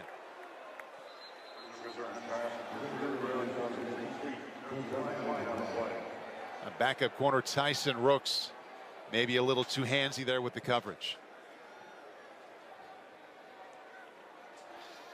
Pass interference, defense, number 7. 15-yard penalty for the previous spot. Automatic, 1st down. No, I don't think that was 7, Matthew Bailey. But he gets the call. Interesting that he's still in the game, the top tackler from a year ago. The penalty is at the spot of the foul. Automatic 1st down.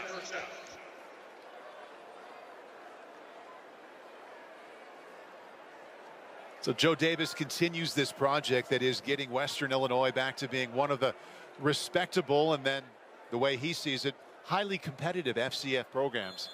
In the FCS, they had that going mid-90s, early 2000s.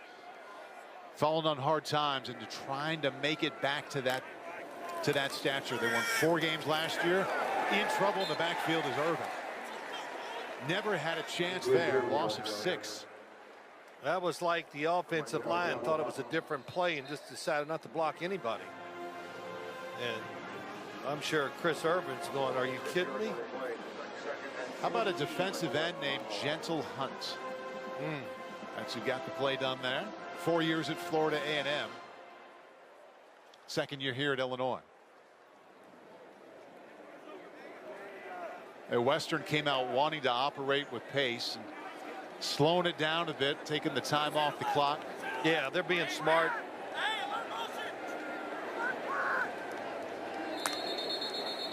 And another flag. Was it delayed? Offense, number 5.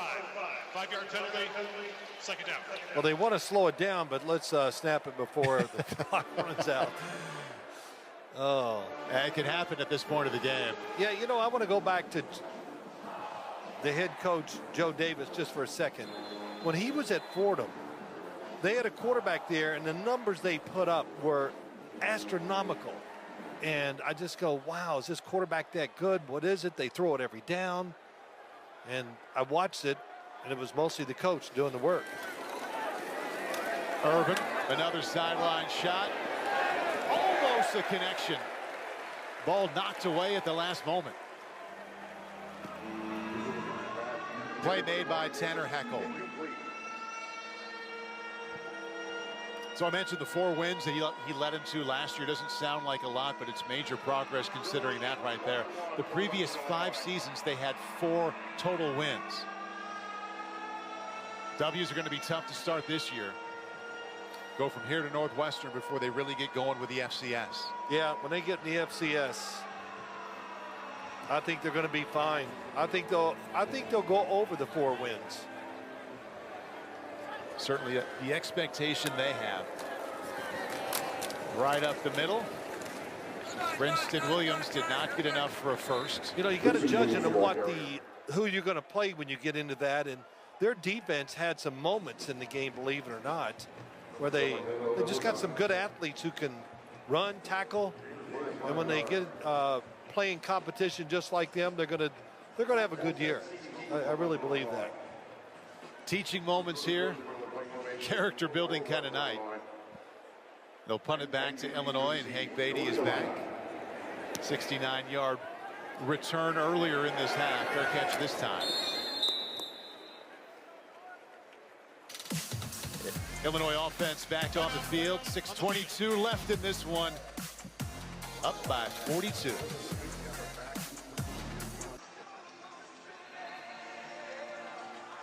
Luke Altmaier's evening appears to be done. 17 out of 22, 3 touchdowns, no picks. Good work for Bret Bielema in his 24th career start. So now in at quarterback is Ethan Hampton. If the name sounds familiar, he was a part of one of the major storylines in the early going last year. He was the starting quarterback for Northern Illinois when they did this, went to South Bend. That was the biggest play of the game right there. Touchdown pass from Hampton.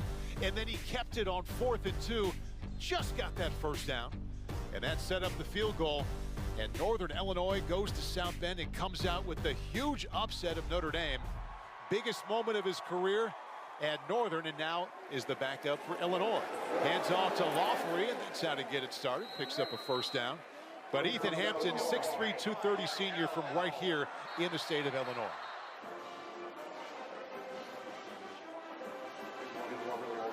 He played against Western last year, Phil. You know what he did?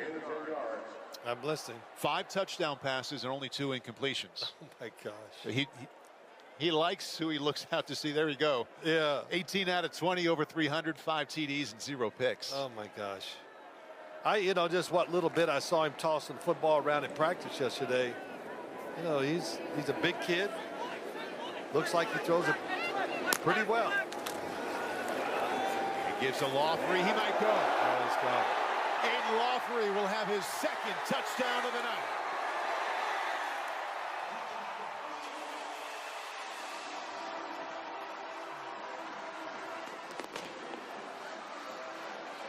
'57-yard touchdown, and the lead is now 48.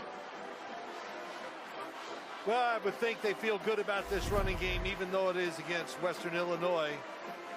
But the offensive line, some backups in there, doesn't matter.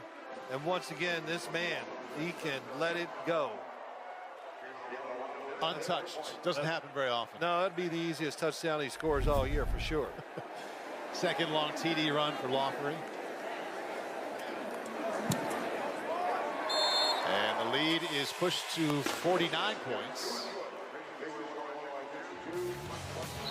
Aiden Lawfrey, one of many Fighting Illini players, having a big night as they open the season.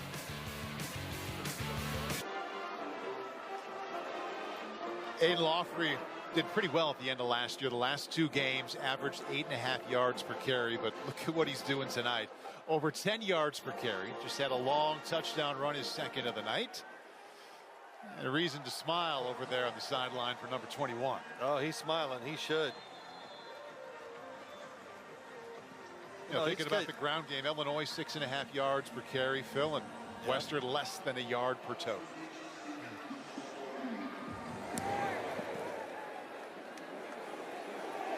Leathernecks once again will start from their own 25-yard line. Let's back it up to the mid-70s, shall we? Oh, jeez. Look at young Phil Simms there at Morehead State. Oh. Hair coming out the back. Yeah. Not just a picture, though. You got video. Let's see what he's got. Okay. You gonna run it? It was good. I was bigger than just about everybody. That's a late hit.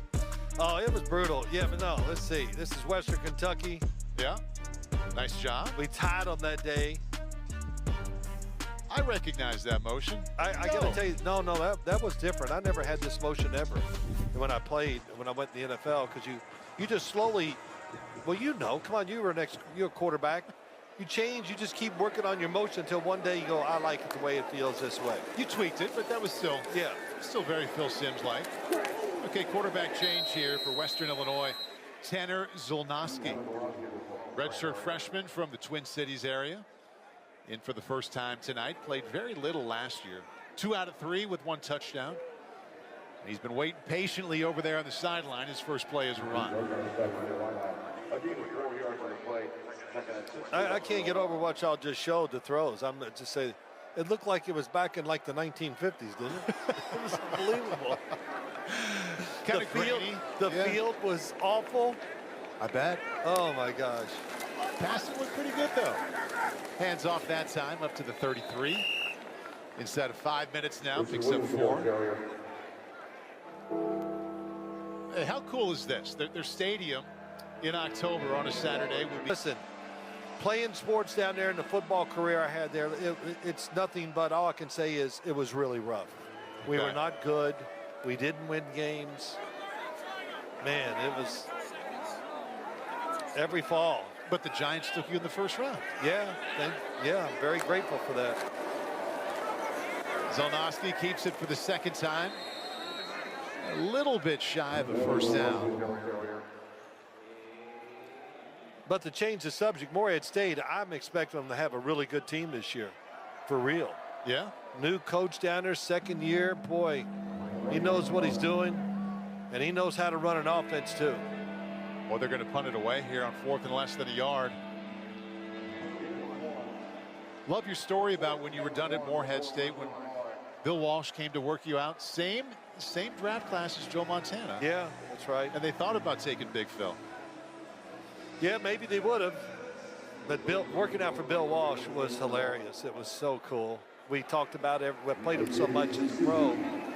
He had always talked to me when the game was over for a few seconds. Hank Beatty has 1 touchdown return tonight. Oh. Might he have 2? Couldn't slip that tackle. Sets Illinois up on the 35. Game break. Let's go back to the studio. Well, Paul and Phil, just when Baylor got within a score, Rayshon Pleasant, better than Pleasant. How about 97 yards and Hugh Freeze's Tigers on the road in week 1, up 2 scores. Back to Champaign. Boy, what a huge win that would be for the Tigers. Special teams showing up there. We had a special teams touchdown tonight from Hank Beatty on a punt return. Almost had another one there. Okay, who we got coming into quarterback once again? Second drive for Ethan Hampton after 4 years at Northern Illinois. Valentine, the tailback, he has been impressive tonight. Quick feed through the hole and then wrapped up. And Illinois going to ride this ground game to the end of this one, picks up 2. Pretty smart by Illinois to go out and get a backup quarterback. And somebody who's played a lot of football, been successful. Barry Lunny, offensive coordinator, played a lot of football. Played at Arkansas, left Arkansas as the all-time leading passer. I was complimenting him on that at practice last week. He said, Paul, I wasn't any good. They just never brought in anybody who was any better. I don't believe that. You I don't either. The all-time leader. That's a great, that's just his let's get out of this conversation piece. You recognize it because you've got a few of those yourself. Oh, yeah. Valentine wrapped up in the backfield.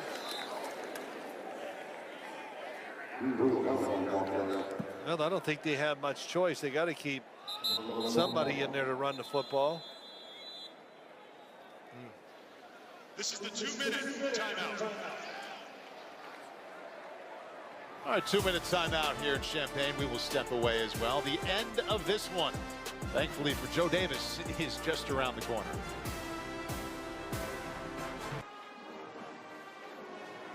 Congratulations all around for Hank Beatty. How about you break a record held by Red Grange? 133 punt return yards, highlighted by a 69-yard return for a score. Nice start to his season. Red Grange. Wow. Yeah, that is literally something you'll tell your grandkids. Sure hope so. Valentine wrapped up in the backfield. Bring up 4th and long, no gain. You talked about Ethan Hampton.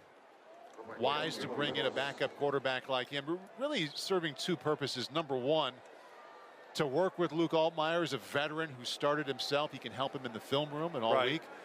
And you also know he's got 2 years of eligibility left. So if this works, If the offense takes with him, he could be your guy next year.